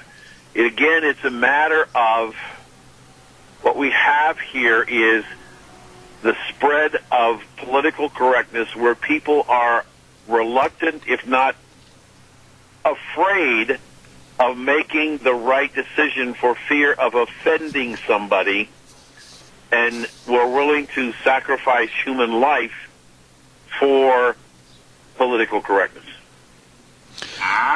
We have a caller with a question for you quickly. Caller, you're on the air. Please go ahead. Well, the thing that concerns me, and you tell me if I'm wrong, but here we've got a press that is so hateful of our existing president and the administration and of the people that voted for him. And you've got elected officials who, since 1948 or before that, have been slowly but surely progressing towards communism in this country, and they thought they had this thing in the tank. If a Hillary got elected, their hatred or their whatever frustration about losing control is to the point where they are willing to play games with North Korea. And the uncertainty of any kind of unstable regime in this world, especially them, that we have a media and Democrats, communists, socialists, who are willing to play games with this, with the American people's lives, just so they could maybe disrupt or get rid of Trump. I'll hang up. Go ahead, if you would, please, Dan. Sure. I think it's an excellent point. As I've been doing interviews for the last week on what happened in Venezuela, I asked people like you, Zeb, and I say, how much time did you see on the national networks about what's going on in Venezuela? Not only this week, but for the last 2 years as they've had problems. Virtually none. The reason is because Bernie Sanders and the Democratic Party saw Venezuela as utopia and the example of what should happen in the United States where the government is in control. And what's happened is that is turned into the worst nightmare one could imagine. And so the mainstream media is not reporting what's really going on in Venezuela because they are aligned themselves to the utopian philosophy of, as the gentleman just said, of Bernie Sanders and the left in the Democratic Party, and they can't criticize what's going on because Venezuela was held up to us as Americans as what we should strive to be. Dan, I wished I had more time. You are a very welcome guest on this program, the author of a trilogy on terrorism called The Brotherhood of the Red Nile. God bless you for your insight. Please come back soon. Dan Perkins, thank you very much. Thank you, sir. Take care. Have a good day. Thank you, sir. Wow, he understands the situation and is very explicit about what needs to be done and not done. Dan Perkins, thank you very much. Got to get the weather on right now real quick. I'm running, as usual, a little bit late. Phillips, Oaks, Goodwin, Crane and Company, CPAs, providing accounting services to the Mini-Cash area for well over 50 years. The best of service to you, your family, and your business with tax return preparation, tax planning, business consulting, financial statement preparation, and so much more. These folks are good. Please remember 2 locations to serve you in Burley and Rupert. Phillips, Oaks, Goodwin, Crane, and Company. And here's Gina with the weather. It's going to be another warm day today as we saddle up and ride again for this Wednesday, August 2nd, and looks like sunny skies, high of 95.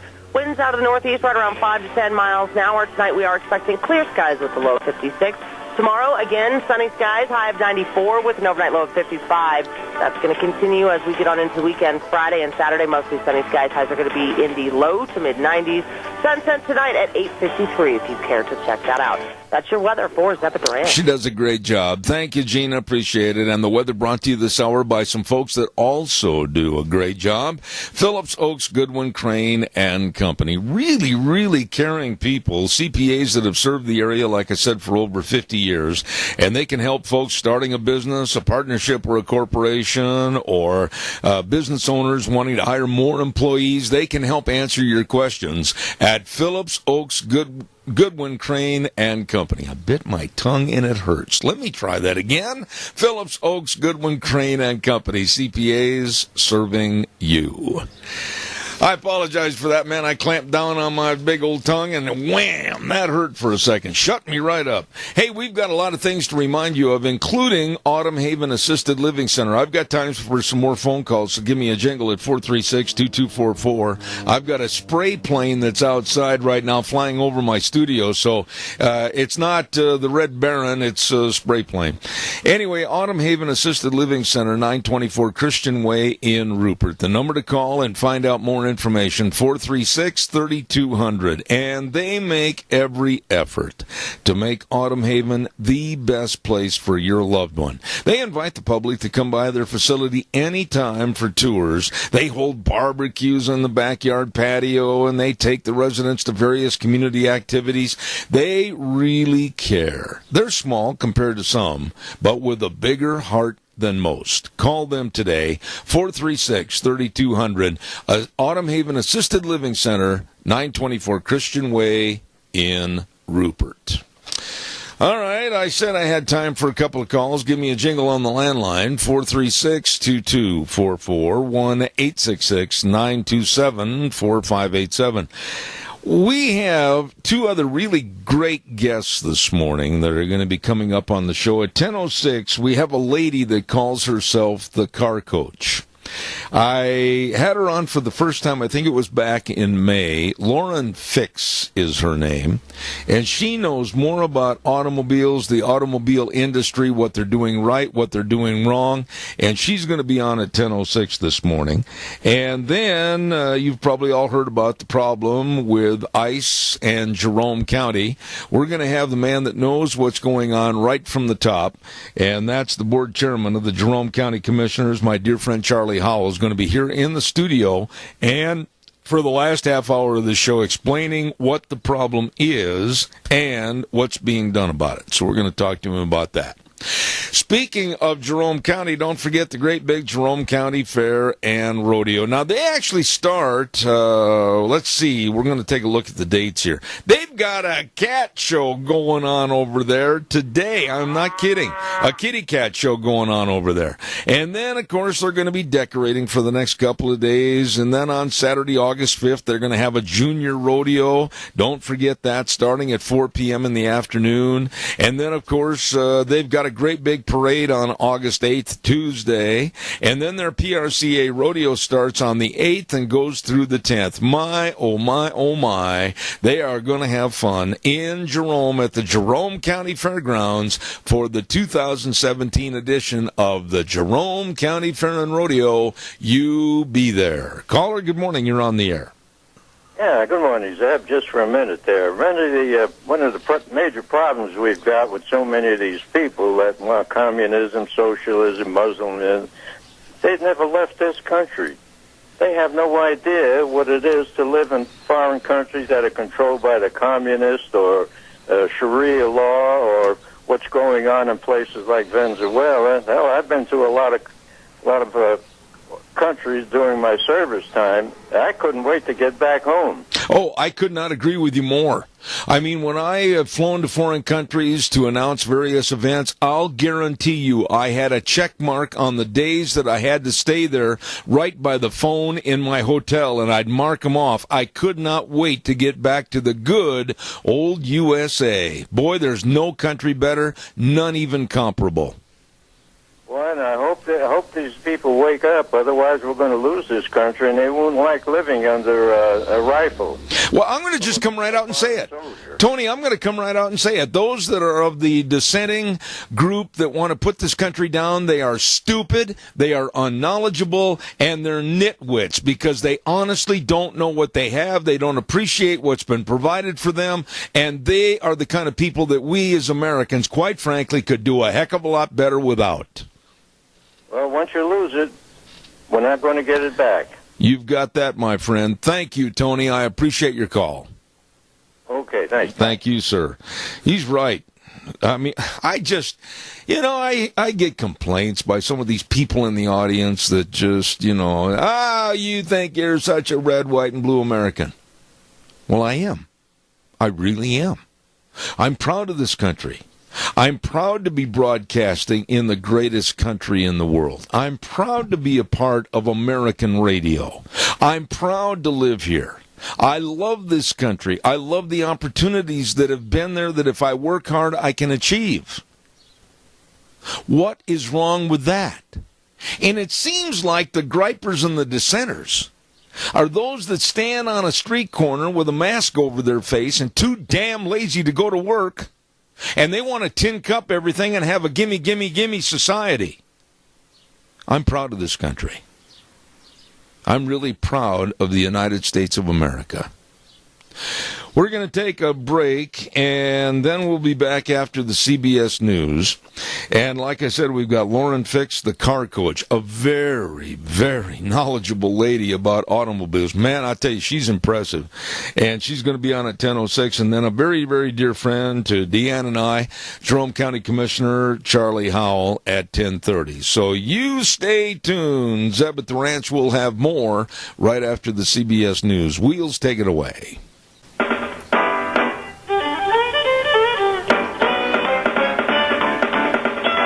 Hello, hello, hello, Zeb at the Ranch. I'm Zeb Bell with our major sponsor, your Magic Valley, Les Schwab Tire Centers. All 7 locations serving you, along with some of our great advertisers like Western Waste Services, always at your disposal. Call, get on the route service, 734-6969. I want to be sure and mention some more of our great merchants that are supporting the Cache County Fair and Rodeo for this year, 2017, including Streamline Precision, 120 South, 100 west of Burley. Tim and the crew from Streamline Precision, they say they salute all the policemen and the firemen and all the 4-H'ers and the FFA, pardon me, and of course with all the projects that they're going to have at the Cache County Fair. Enjoy the fair and the rodeo from Streamline Precision, 120 South, 100 west of Burley. Magic Valley Irrigation, 44 East, 500 south of Burley, with our good buddy Jeff and the crew at Magic Valley Irrigation. And believe me, they thank everybody for making this the best doggone area in the United States to live. And of course, they know all about irrigation needs, and they manufacture wheel line elbows. All you have to do is call them today at Magic Valley Irrigation, 44 East, 500 south of Burley, 678-3101. And last but not least, AMI, 719 Overland and Burley. Look for the big 28-foot wrench over the door, and you'll go nuts over their bolts. Absolutely. They are the meat and potatoes of the industry, and they want to serve you. AMI on Overland in Burley. Really, really good people. Right, now, talking about really, really good people, I have been so fortunate to have this lady on our program in the past on a couple of different occasions. I have the utmost respect for her knowledge, and right now she's going to talk to us this morning about how the left in this country is literally at war with our individual freedoms and our using, I should say, of the automobile. Lauren Fix, the car coach. Good morning, how are you? I'm great. How are you? I'm not too bad, but boy, when I read this little bio sheet about how the left wants to take away our use of our personal freedoms and liberty behind the wheel of a car, I thought, boy, I can't wait to get you on the air. Go ahead, take it away, Lauren. I want to hear what you have to say.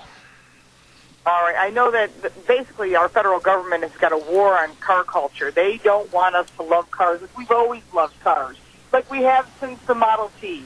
What they want to do is control it. They want to have fully autonomous plug-in cars. And, of course, Washington makes these decisions, but they don't make car payments like you and I. They don't pump gas. They don't pay car insurance. They don't actually drive. They have drivers, and we are all funding the fact that they have drivers. So when you look at it that way, how do you ever grasp what we as the bulk of America live like? When you live on the edges of the coast, in New York and D.C. and L.A., that's not the bulk of this country. And that's how this president got elected, is by people literally saying, wait a minute, we are tired of being told what to do. But now they figure if we can get in and take away their freedom, then they're forced to listen to us. And that's why they want to, there's a war on the car industry from a long time ago about when you want to get in your car, you go wherever you want, whenever you want, take whatever vehicle you want. That's up to you. That's your freedom.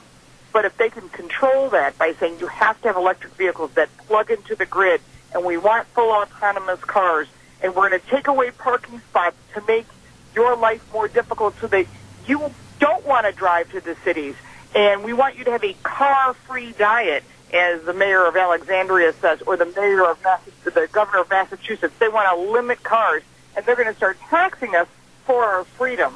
That's when I have a real problem, because we put these people in office. All of us do. We all vote, and when you vote, that person better stand behind what they say. If they're here for us, you better be here for us, and not for your cronies in D.C. who are all about putting limitations on our freedoms. And I just did a Prager University episode, just Monday it came out, and we've got over 1 million views already and thousands of comments, and people are very upset. They do not want to be told what to drive, when to drive, how to drive. We want to have freedom, and we can't live on electric cars like the idiots in the UK are saying, we're going to eliminate cars totally by 2040. Really? Not everybody lives in London. And I have friends that live in the UK, and they're just blown away because it would take over 40 years to get cars off the road. And if you live out in the suburbs, and they have suburbs there too, or way out north, you need a car. We go back to horse and buggy. That's the only way you can go if there's no electric vehicles that go that far. So, sometimes these politicians just don't pay attention. They're pressured by outside money and outside decisions, and we need to sort of wake them up.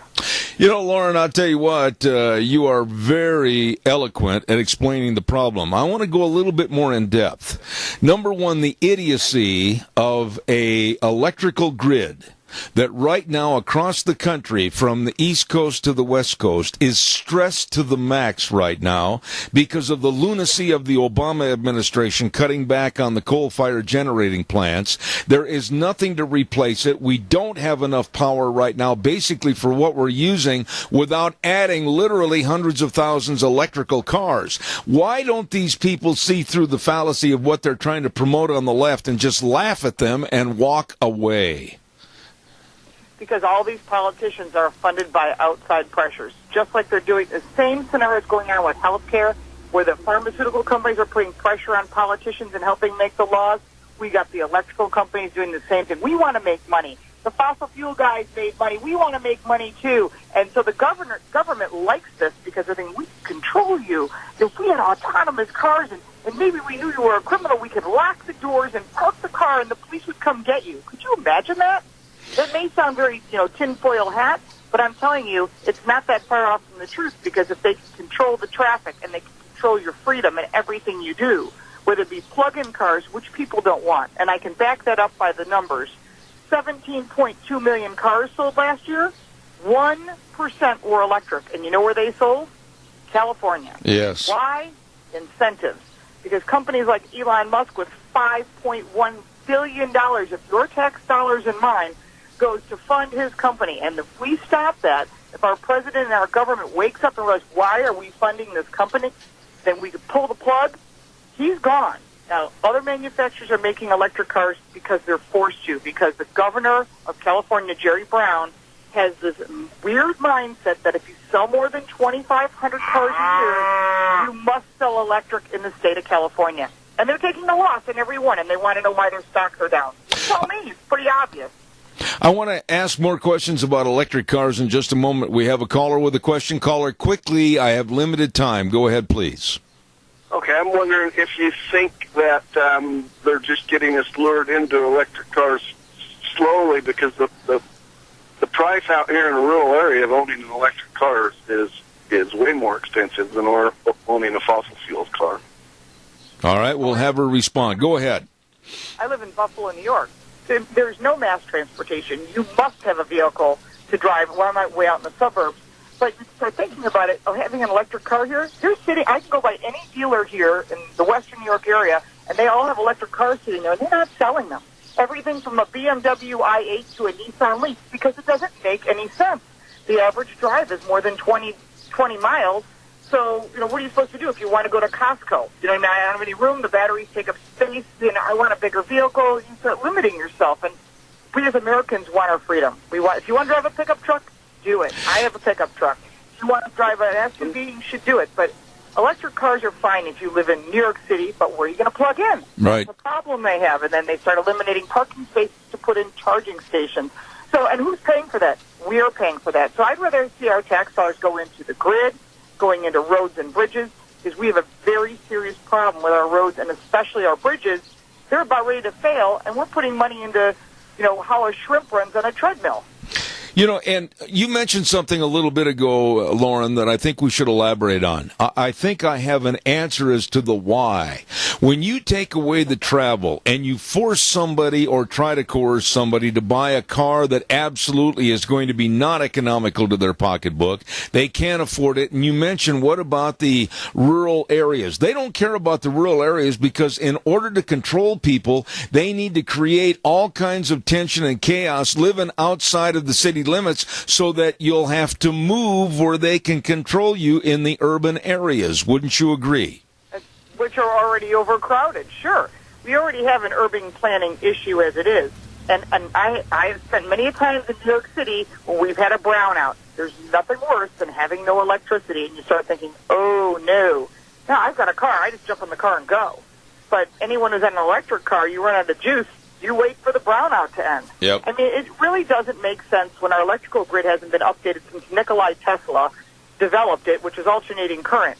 The current Tesla car is far from a creative person. Basically, he used our tax dollars to create electric cars that people don't want, and the people that are buying them make over $200,000 a year. And if you look at the numbers, you're realizing, wait a minute, so people that can afford to buy these cars are getting the incentives, and the rest of us don't get incentives. It sounds like all this is doing is helping the wealthy people get toys to play with, and we're paying for it.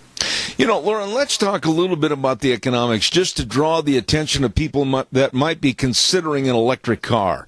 Number one, with an electric car, you've got to look for a place to plug it in. You're looking at limited mileage before you have to, again, park it and plug it in. Plus, you're talking about the environmental movement in this country. Why aren't they absolutely up in arms over the way that it's more toxic and the batteries? What are you going to do with all the batteries? Talk a little bit about that, if you would, please.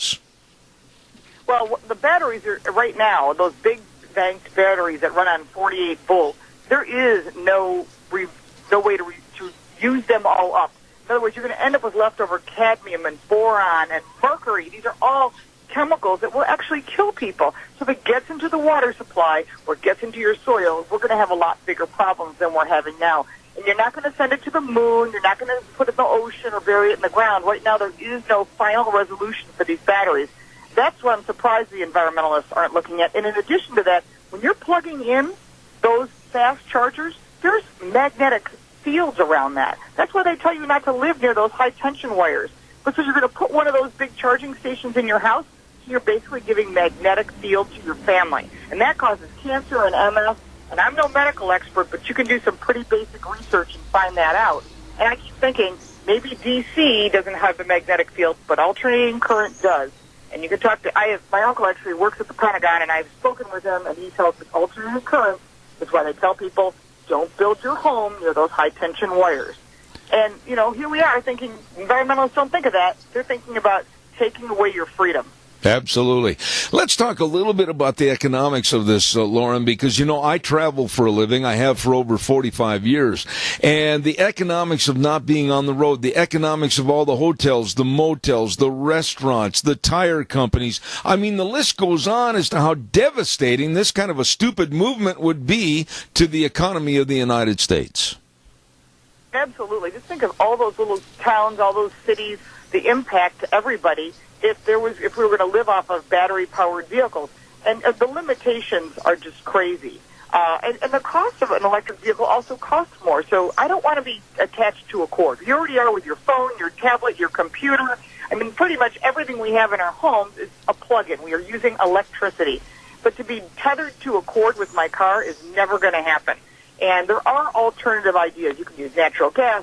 I've seen propane. I've seen tons of ways to propel a combustion engine in other ways other than gasoline.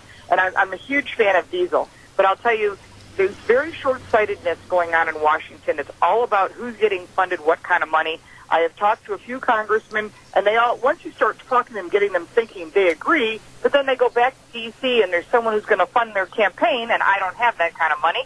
So they go ahead and do whatever they want. So we have to remember this when we vote, to think about who says they're going to do what, and are they willing to stand behind their words. Let me ask you this. How far along on a 1 to 10 scale to be worried? 1, not so bad. 10, look out.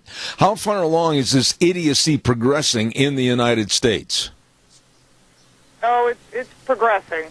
The electric vehicle was very strong with the past administration. He had a goal of 1 million cars, electric vehicles on the road in the United States by 2018. We're not even close. We haven't even scratched the surface. We're not even at 100,000 yet. And so when you start thinking about that, so how do you get people to buy these things? You incentivize them. You offer them. You throw money at them. But once the incentive disappears, that's where there's a problem. And the real numbers are true when you're looking at the country of Denmark, and they said, you know what, we've gotten people comfortable with electric vehicles. We're going to pull the incentive. Sales dropped on electric vehicles by 60%. But the people that were buying them were all wealthy people, not normal people like us who have to work for a living. State of Georgia, same scenario. They were giving $7,500 tax credits on top of the federal tax credit, incentivizing people to buy vehicles. They pulled the incentive because they needed the money in order to fix roads and bridges and everything else. And sales of electric vehicles in the state of Georgia dropped by 90%. And again, who's buying them? Go look at the numbers. Wealthy people. What about the oil companies? What about the auto industry in Detroit? I mean, why aren't they standing up and really telling the truth about these electric vehicles, these EVs? And wouldn't that be the ultimate demise for these kind of cars? Well, the only company I've heard speak up is Mazda. They have said, let the customer buy what they want and we'll build what they want. They're bringing in diesel vehicles. However, they're not bringing in electric vehicles, and they're quite unhappy about the fact that the federal government is deciding who are the winners and who are the losers. The other manufacturers are running scared because if they don't meet the corporate average fuel economy of 34.5 miles per gallon, which is an average of all light-duty trucks and cars and SUVs combined, they're fined by the EPA. And the EPA takes that money and they make themselves a stronger division of the federal government. So when you're in fear of finding yourself in trouble, or the fear of the state of California saying you can't sell vehicles here if you sell more than 2,500 vehicles in our state without a fine, or unless you have plug-in cars, then you start realizing that the government is trying to pull sales in rather than letting the free market reign. If we want them, we'll buy them. If we don't want them, we won't. And the fact is, we're not buying them. And they're building them because they have to, and they take a loss on every single vehicle. Let me ask you a little bit about diesel. You mentioned your interest in diesel and your promotion of diesel. I also have a diesel pickup. What about some of the rumors we're hearing about cutbacks on the availability of diesel fuel within the next 10 years? I haven't heard much about that. I know that in Germany they just had a consortium with the federal government of Germany.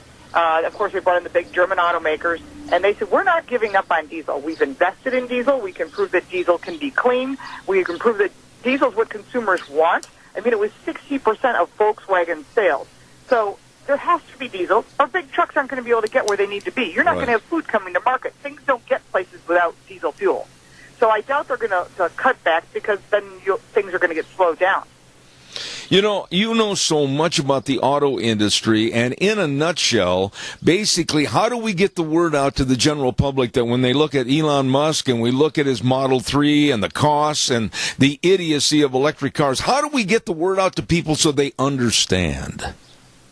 We just need to keep talking to our friends and our families, let them know before they think about buying an electric vehicle, really look at the true cost, the true impact to the environment, and then when it's time to vote, make sure you talk to your legislators. And it's not a yelling match; it's a conversation, and just say, "Listen, here's what's going on. Here's how we feel.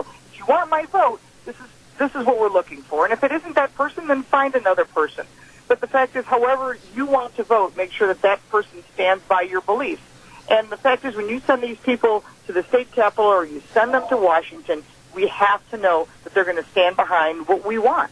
And yes, sometimes people get in office that we don't like, but we still need to get the word out, use social media. Apparently that's how the president got elected, so let's go ahead and use that to our advantage. And remember, it's not about attacking people, it's about stating facts. One last question. Are there any bright spots on the horizon in the auto industry? You know more than anybody else about the auto industry. Tell us if there's any good things happening. Oh, yeah. Right now, it's about performance. Everybody's Ford just said the new 2018 Mustang is going to put out substantially more horsepower. You've got FCA, which is Chrysler, putting out the brand new Dodge Demon, which I've driven in the reviews on my website, the Challenger Hellcat, the Charger Hellcat, the Durango SRT. So they're doing the GM's got Corvettes and Camaros with big performance. It's so funny. You see this, like, oh, we got an EV too, but we got this great performance vehicle. I just drove the Subaru WRX STI. Subaru, you think of it as that's a fuel economy, green, crunchy car, but then go drive the STI. Mini Coopers, they've got performance. Everybody's creating a performance model and a super green model. And you know what's selling? Performance models. You know, you are the best. I can't wait to have you back again on the program. Lauren Fix, the car coach, absolutely the most knowledgeable about automobiles. Caller, I'm going to give you 30 seconds, and that's it. Real fast question, or I'm going to cut you off. Go ahead, please. Yeah. I've heard on the radio, or on TV even, about the Explorer, the newer ones, and the carbon monoxide. I wish you would let us know a little bit more about that. Okay, I'll have her answer it on the air quickly, Lauren, please. Well, anytime you've got a leak in an exhaust system, you've got carbon monoxide entering the cabin. I've not heard that yet because I've been doing radio interviews all day, but I will look into it. If you've got a problem with your Ford Explorer, go to your dealer. And if you're concerned, you know, they can always fix it for you. They should fix it for free and give you a rental car. All right. Lauren Fix, God bless you. Thank you so much. I'll be in touch. Come back again soon. Thank you. All right, thank you.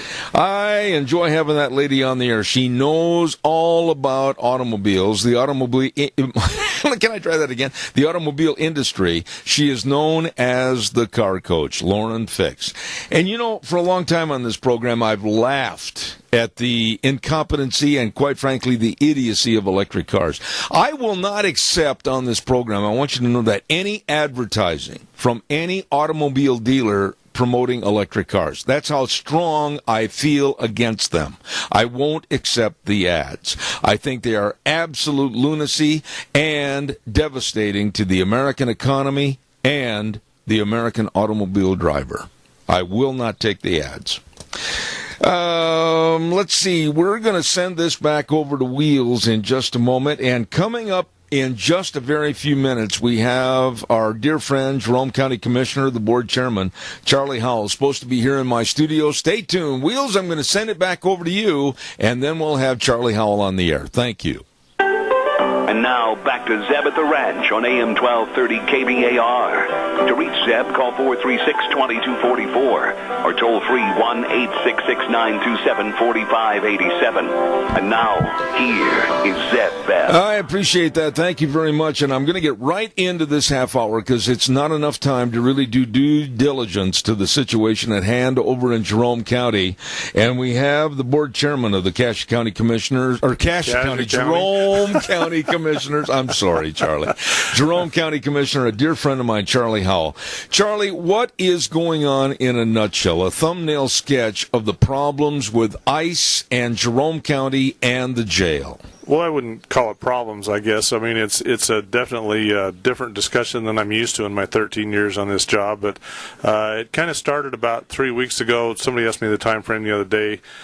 The sheriff had been, I assume that ICE had come to the sheriff and said, hey, you've got extra beds. Would you be interested in a contract? So then he came to us and he kind of gave us a couple of details through emails and stuff of the first report was 75 beds at $50 beds at $75 a day, and they would pay for the beds whether they used them or not. Would we be interested in this? And we said, sure, we'll, send us a contract, we'll look at it and decide from there. So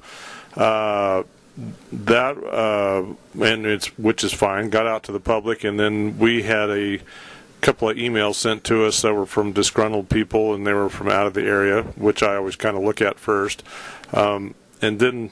So then we put it, and then they offered to help us come in, have a discussion with us, and give us the finer points of the benefits and the negatives, and basically how to hit the high points of their program.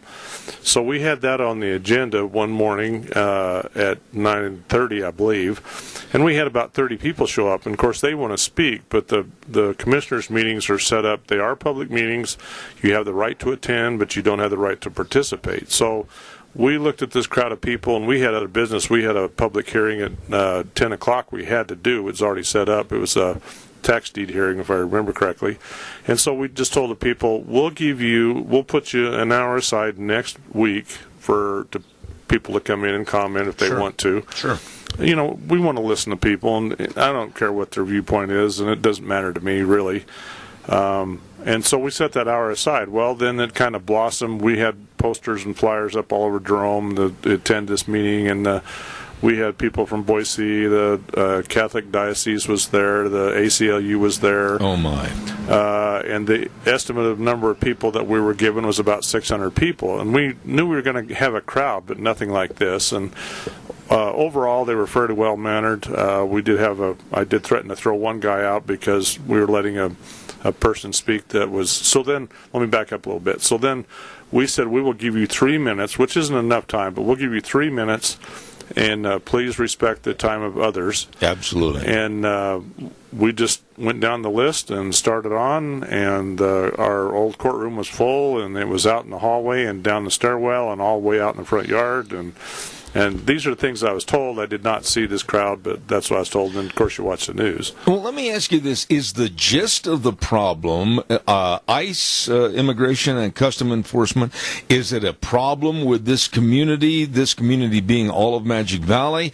Is it a problem that they're involved with the Jerome County Jail? What is the main reason all these people are upset? Well, the gist of it that I can understand is they're concerned that with an ICE presence in town, such as dropping off prisoners, that they will be hanging around and visiting the locals and intimidating the workers and people generally in the Magic Valley or basically in Jerome County. And that was their viewpoint of, you're going to intimidate us. You're going to have people that are going to leave the agricultural hired workers because you guys now you're bringing ICE into town, so they're going to leave the farms and the dairies. Now, you and I have been friends for a long time, and we've always been honest with each other, and I'm fairly blunt, as you know, so I'm going to ask this question, and I respect that. Yeah. Are we to accept the fact that there are certain industries, and I'll just name it as it is, the dairy industry, with perhaps illegal aliens working in this area, that we are to turn a blind eye and a deaf ear to the illegalities and not accept the laws the way it is written and just basically bend the law for the benefit of some? Well, I think your point's well taken. I mean, I had a discussion with a farmer yesterday, and he said we've all hired illegals. I mean, we grew up with the illegals. I have a neighbor that's illegal. And frankly, that's not my concern. That's not my point, because I'm not one out, even with planning and zoning issues like that. I don't go out and look for violations and stuff. That's not my deal. It's not my case. They do it. We know they're out there. And that's their concern, not my concern. But I guess my question is that by saying we can't bring ICE in, or perhaps you can't rent the beds at the jail Correct. to ICE, that basically tells me that, oh, okay, you can drive 56 miles an hour and be over the speed limit and breaking the law. Right. That's okay, too. I mean, we've got laws that have to be adhered to. I agree. Right. And those laws, those aren't the laws that I, as a county commissioner, enforce. Right. And so that's not my viewpoint. I don't know how to explain that. It's kind of on the back burner of the discussion of, well, you can't do this. Yeah. I understand where they're coming from because, like I say, one of my neighbors is illegal and he's fighting for his papers, and we've had a discussion, and we had discussions a couple of years ago, because he's been there for quite a while. But having said that, again, I look at it that's not my point of concentration, and concern's not a good word, but that's all I've got. You as a county commissioner, and I'm not trying to put words in your mouth, so don't take it that way, but you as a county commissioner, you built a brand new facility. Correct.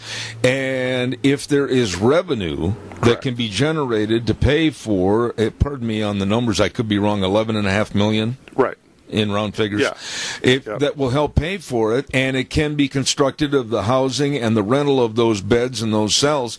That's what you're a commissioner for. You've got to find the revenue. Exactly. And that was, people remind us that was part of the selling point. And it was. It had two main selling points. One, we wanted to build it big enough so that in 10 years we weren't out of room already.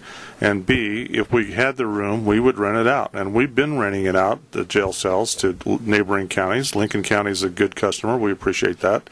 And I don't remember where else we get them from. But, yeah, we're getting them all over from Idaho. So what's the status after all the newspaper stories and all the hubbub started? Let's just round it off at 3 or 4 weeks ago. Where are you now? Well, right now we're just kind of sitting with our thumbs in our ears. Is that a more polite term? I got to tell you had me scared for a minute.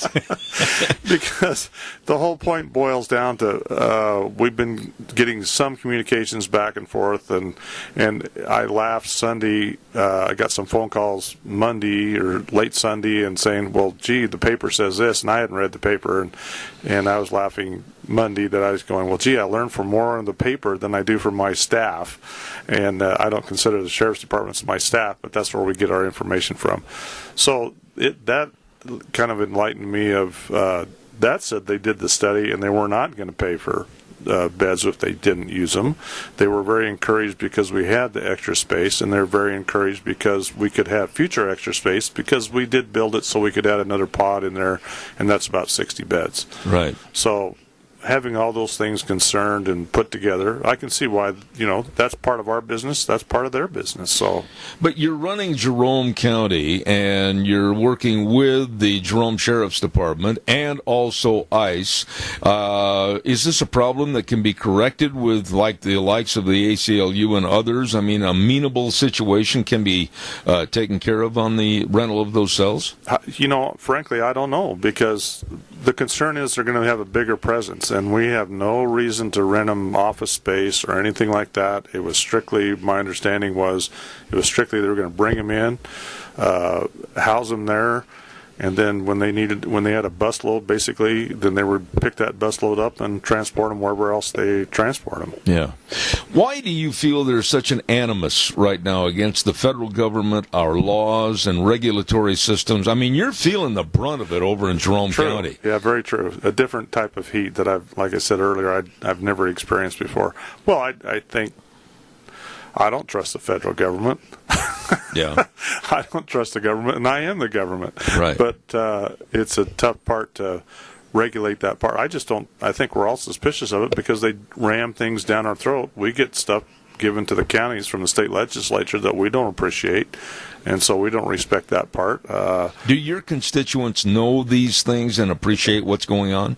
I don't think so. I think it's the more we can put out there. I think the Times News article, I shouldn't be mentioning them, but the newspaper article was quite informative of what they're looking at and why they're trying to do it. But it really has polarized.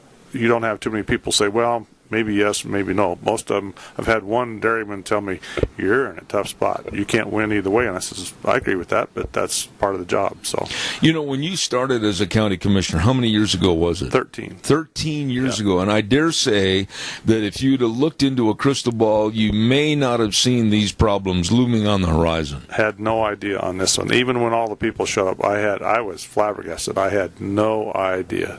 What's their general thinking? What do they want you to do as a Jerome County Commissioner? What do they expect you and your board to do? Well, part of the comments we've been getting is don't do it, but if you do it, then give them rules of what they have to do. Well, again, that's not my point. That's why... You're not enforcing the law. No, exactly. We're not enforcing the law. That's not our point. That's the Sheriff's Department, that's the Border Patrol, that's the DMV, that's all those people that have to enforce those rules. It's not mine. So you've been put in the position almost by these groups, and again, I'm not trying to put words in your mouth, but you've been put in a position to where they're looking at the county commissioners as the judge, jury, and executioner. Correct, because what kind of started it was when I was asked the question, so has the sheriff signed the contract? And I said, no, all contracts that the county signs have to be signed by the commissioners. And that's where they started putting the heat on us, and that's fine. But there again, you're not law enforcement. Exactly, right. And so when you meet with these people, do they understand the position that you're in and where you have to stay within certain parameters? I don't think so, because in the public, when we let them speak, we didn't make any comments. We just let them speak. I see. And lots of it was just, don't do this because it's going to intimidate my family. And I understand that. It's a tough point when you're legal, but your mom and dad are not. I understand that. But Charlie, the whole thing goes back to, again, a problem. Hold on, caller. I'll be right with you, I promise. The whole thing goes back to a laxity. And again, if you don't agree with me, we're good enough friends, you can tell me. A laxity of immigration reform rules and regulations. Right. Yeah, I mean, I've given my opinion of how to fix this, but it's not my fix. It's everybody's fix. It's not the county commissioners fix it. We can't fix it. We don't have that authority. Yeah. It's going to be everybody that fixes it, including the education system. So absolutely. We have a caller with a question. Go ahead. You're on the air.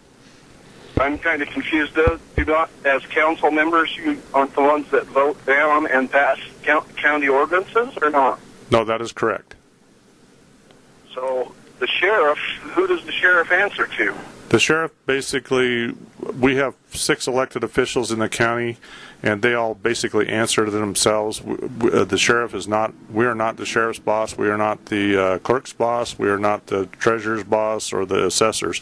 We do control his purse strings. If the county gets sued because the sheriff did something wrong, the 6 councilmen are the ones that are in charge of that, and they're the ones that handle that, correct? That's true. So really, the sheriff only answers in the state of Idaho to the county commissioners. He does answer to us, but we don't.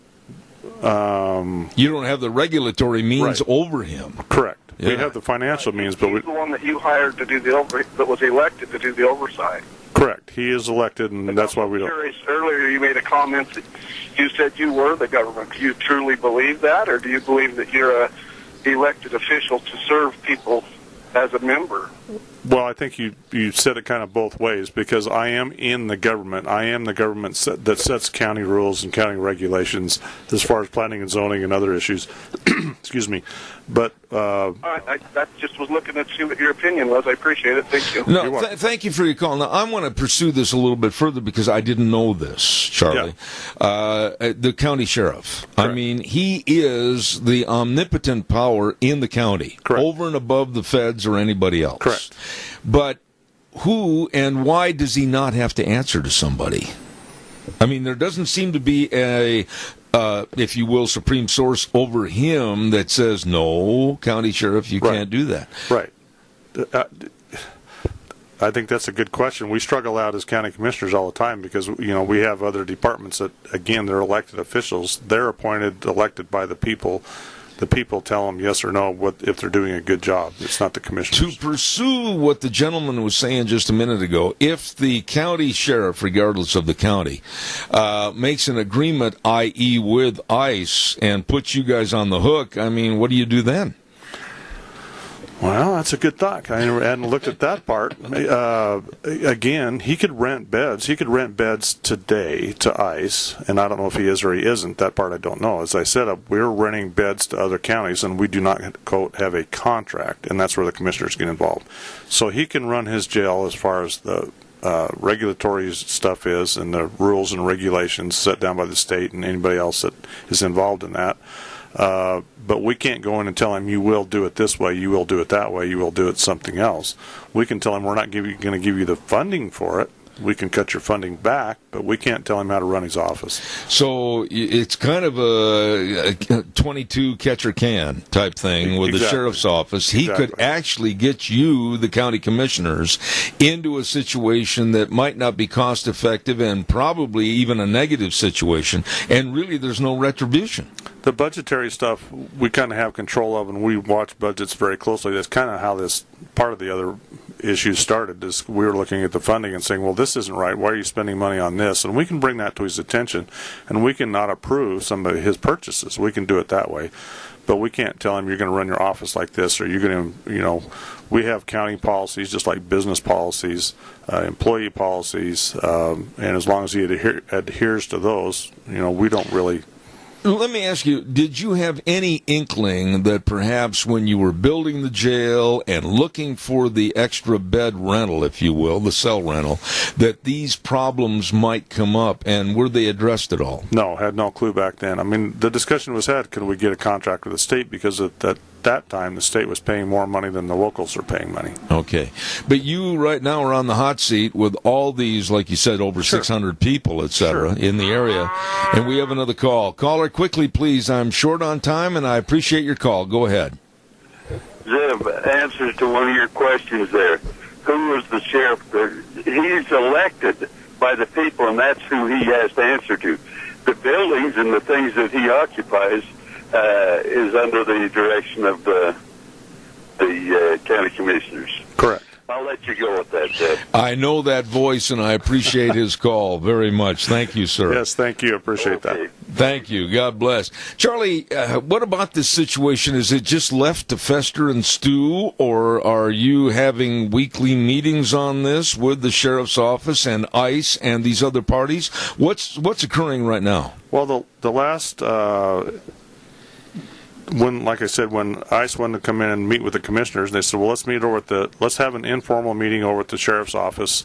We have a great facility over there, a training room that's built for those things, has all the bells and whistles. And we said, that's fine, but it will be a public meeting. Right. Because the 3 county commissioners doing county business, it's a public meeting.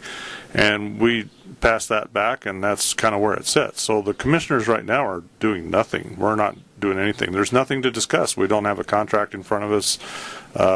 We've seen this stuff in the paper. We've seen drafts of contracts, but we don't have a contract in front of us, so there's really nothing to discuss, and the commissioners have discussed we're not going to discuss it until we get a contract. So basically, would it be safe in saying this, Charlie, that for all the entities involved in the worry, whether it's the clergy, whether it's industries, whether it's the ACLU, all the groups just kind of settle down, and let's see where this is headed, and then find out with the entities involved in this, ICE, the Jerome County Sheriff, and the commissioners, and then go from there. Correct. No, I agree with that. We're not doing anything. I mean, we just got through with our budget, and the discussion came up of if we got the $1.34 million, what would we do with it? How would that be applied? How would that reduce taxes if it would, which I think it would, and other items. But that's just kind of a general discussion. But as far as the ICE and the other things, we're not going to discuss it until we get a contract or somebody else makes a presentation to us. And, everybody worries about whose ox is going to be gored, but quite frankly, everybody needs to sit down and be calm, especially you're kind of the first county to have this problem, are you not? It is, and that's what's ironic to me, because all the neighboring counties house, except for Gooding, house ICE prisoners already. That's true. So it's in their office is already in Twin. I mean, I know right where it is just because I drive by it. Why do you think you were singled out? Yeah, that's a darn good question because I don't have that answer. I think it's the contract part and the more presence part where they're going to move an office into Jerome, and we've had no discussions on that. So, excuse me just for a minute. I've got to do a weather forecast. We're on the air with a dear friend of mine, Charlie Howell from the Jerome County Commission. Scarrows Meats, Don Scarrow and the crew, 331 North Road, Jerome. Number to call, 324-7657. Oh, delicious meats. Their retail meat department, you've got to check it all. The breakfast sausage, the brats, and of course the new buckboard bacon, leaner and more economical than traditional bacon with several different delicious flavors. Scarrows Meats, 331 North Road, Jerome. Give them a call, stop in, 324-7657. Right now, here's Gina with the weather. It's going to be another warm day today as we saddle up and ride again for this Wednesday, August 2nd, and looks like sunny skies, high of 95. Winds out of the northeast right around 5 to 10 miles an hour. Tonight we are expecting clear skies with the low 56. Tomorrow, again, sunny skies, high of 94 with an overnight low of 55. That's going to continue as we get on into the weekend. Friday and Saturday, mostly sunny skies. Highs are going to be in the low to mid-90s.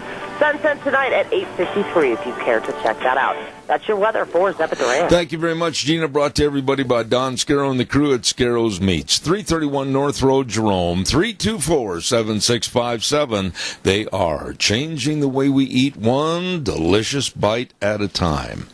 You know, Charlie, do you think there's been a lot of hype and a lot of Hollywood attitude to this with some of the people that are saying, oh, the nervousness of this situation. Oh, families are on heightened alert. They're so afraid. Do you think this thing has got really out of hand until all the facts are known? Well, I guess I have an insight on that because I have a brother-in-law that lived in Chicago and now he's moved to I was going to say Rock Springs, but nobody moves to Rock Springs. Wherever former President Clinton's from. Yeah, Arkansas? Yeah, Arkansas. Yeah. Little Rock, there we go. Rock, yeah. And my niece stayed in Chicago, and when President Trump got elected, she sent an email to my daughter who lives behind us, and we talk all the time. And they were working to get their passport to go to Canada because the whole world was going to change because Donald Trump came in. And so, again, I don't understand that. I don't look at it that way, but I do understand that their people are. And I know there's a couple of workers in there that I've talked to that they have the same problem. They're legal, their parents are not. So what happens to their parents and their family? So, again, I understand that. I appreciate that part. But, again, concern's not a good word, but that's not countered into the debate, in my opinion. Do you see this as a solvable problem, or is this going to be a festering sore for Jerome County and, quite frankly, spread into other counties? Well, I think my opinion is going to spread into other counties. I mean, I gave somebody my opinion the other day. To me, it starts with the education, and it goes all the way up to the feds, and we can't do anything with the feds. You have I believe it's the H-2A. I didn't have my correct terms the other day, that the farmers get to use. They can bring in workers and put them under the H-2A program, have to meet certain requirements, as well as the workers have to meet those requirements. But that's not offered to the dairy or the orchard people. And really, I'm going to interject something there. Those programs, H-2A and H-2B program, I believe, the funding, et cetera, had been cut off. And there's an answer right there. Right, exactly. And so I think it takes that. I think it takes the feds to step up. I mean, that was the discussion this morning on some other radio. I can't remember. Anyways, they said the feds need to change they don't necessarily need to make it easier, but they need to make it so that we can get more workers, and that's the whole point. Absolutely. And do it in a fashion where everybody is going to benefit. Right. And I think part of the other one that I kind of got on my soapbox the other day was, we have workers, the Hispanic workers, and they have got an education or training, if you want to put it that way, and they're moving on to other jobs because they don't want to be in the dairies. And I understand that. I respect the dairy guys because I wouldn't do that job if I was broke. Well, I'll tell you one thing. I wouldn't want to be a Jerome County Commissioner right now if I was broke. Stand by. Hey, get where you're going this summer with the best of tires, the safest of tires, all the sizes, all the tread designs from your Magic Valley Les Schwab Tire Centers, all 7 locations. And ask about that free pre-trip safety check. Yes, sir, a visual inspection of your tires for the air pressure, wheel alignment for tire wear, front-end components, brake components, shocks and struts, battery, a load test. They want to make sure that you have a safe trip this summer. Get where you're going and get back home safely. Stop in and see any one of the 7 locations of your Magic Valley Les Schwab Tire Centers. Lane and Rupert, Dave on Blue Lakes and Twin, Mike and Buell, Mike and Jerome, the Twist family in Paul, Daniel on Poline in Twin Falls, and my buddy Randy on Overland in Burley. The best of service to you. Magic Valley Les Schwab Tire Centers. You stop in and see them today. Charlie, if you were to put this in a nutshell, about 30 seconds, kind of a recap, what are your thoughts as a commissioner with this problem and how to solve it? Well, I think it kind of went over part of the problem of how to solve it, and I don't think we can solve it. My question is why do we need a contract? We don't have a contract with the other counties, so if they want to bring their prisoners in, I don't have a problem with that one either. I'm not sure what the contract serves, and that's what our main discussion, especially with legal people, has been is what does this contract serve? And until you get the contract, you don't know that. Absolutely. You know, you've been a dear friend for a long time. I asked Charlie to come on and discuss this. I know it's given him a little bit more gray hair than I saw him with the last time. That's true. And Jerome County Commissioner, the chairman, Charlie Howell. God bless you, man. Thanks very much. On a lighter side, enjoying summer? Very much enjoying summer, and I was laughing at Dina going, well, I could have told you it was going to be hot, hot, hot, and hot. Yeah, really, it has been. Well, Charlie, God bless, and thanks for coming on the show. I appreciate everybody listening. That's going to wrap it up for today, and we'll be back here tomorrow morning at 8:06 with more Zeb at the Ranch, and, of course, streaming live all over the world on ZebBell.com and right here locally, K-Bar, 12:30 a.m. The way things were are the way things ought to be. We'll see you tomorrow morning. God bless.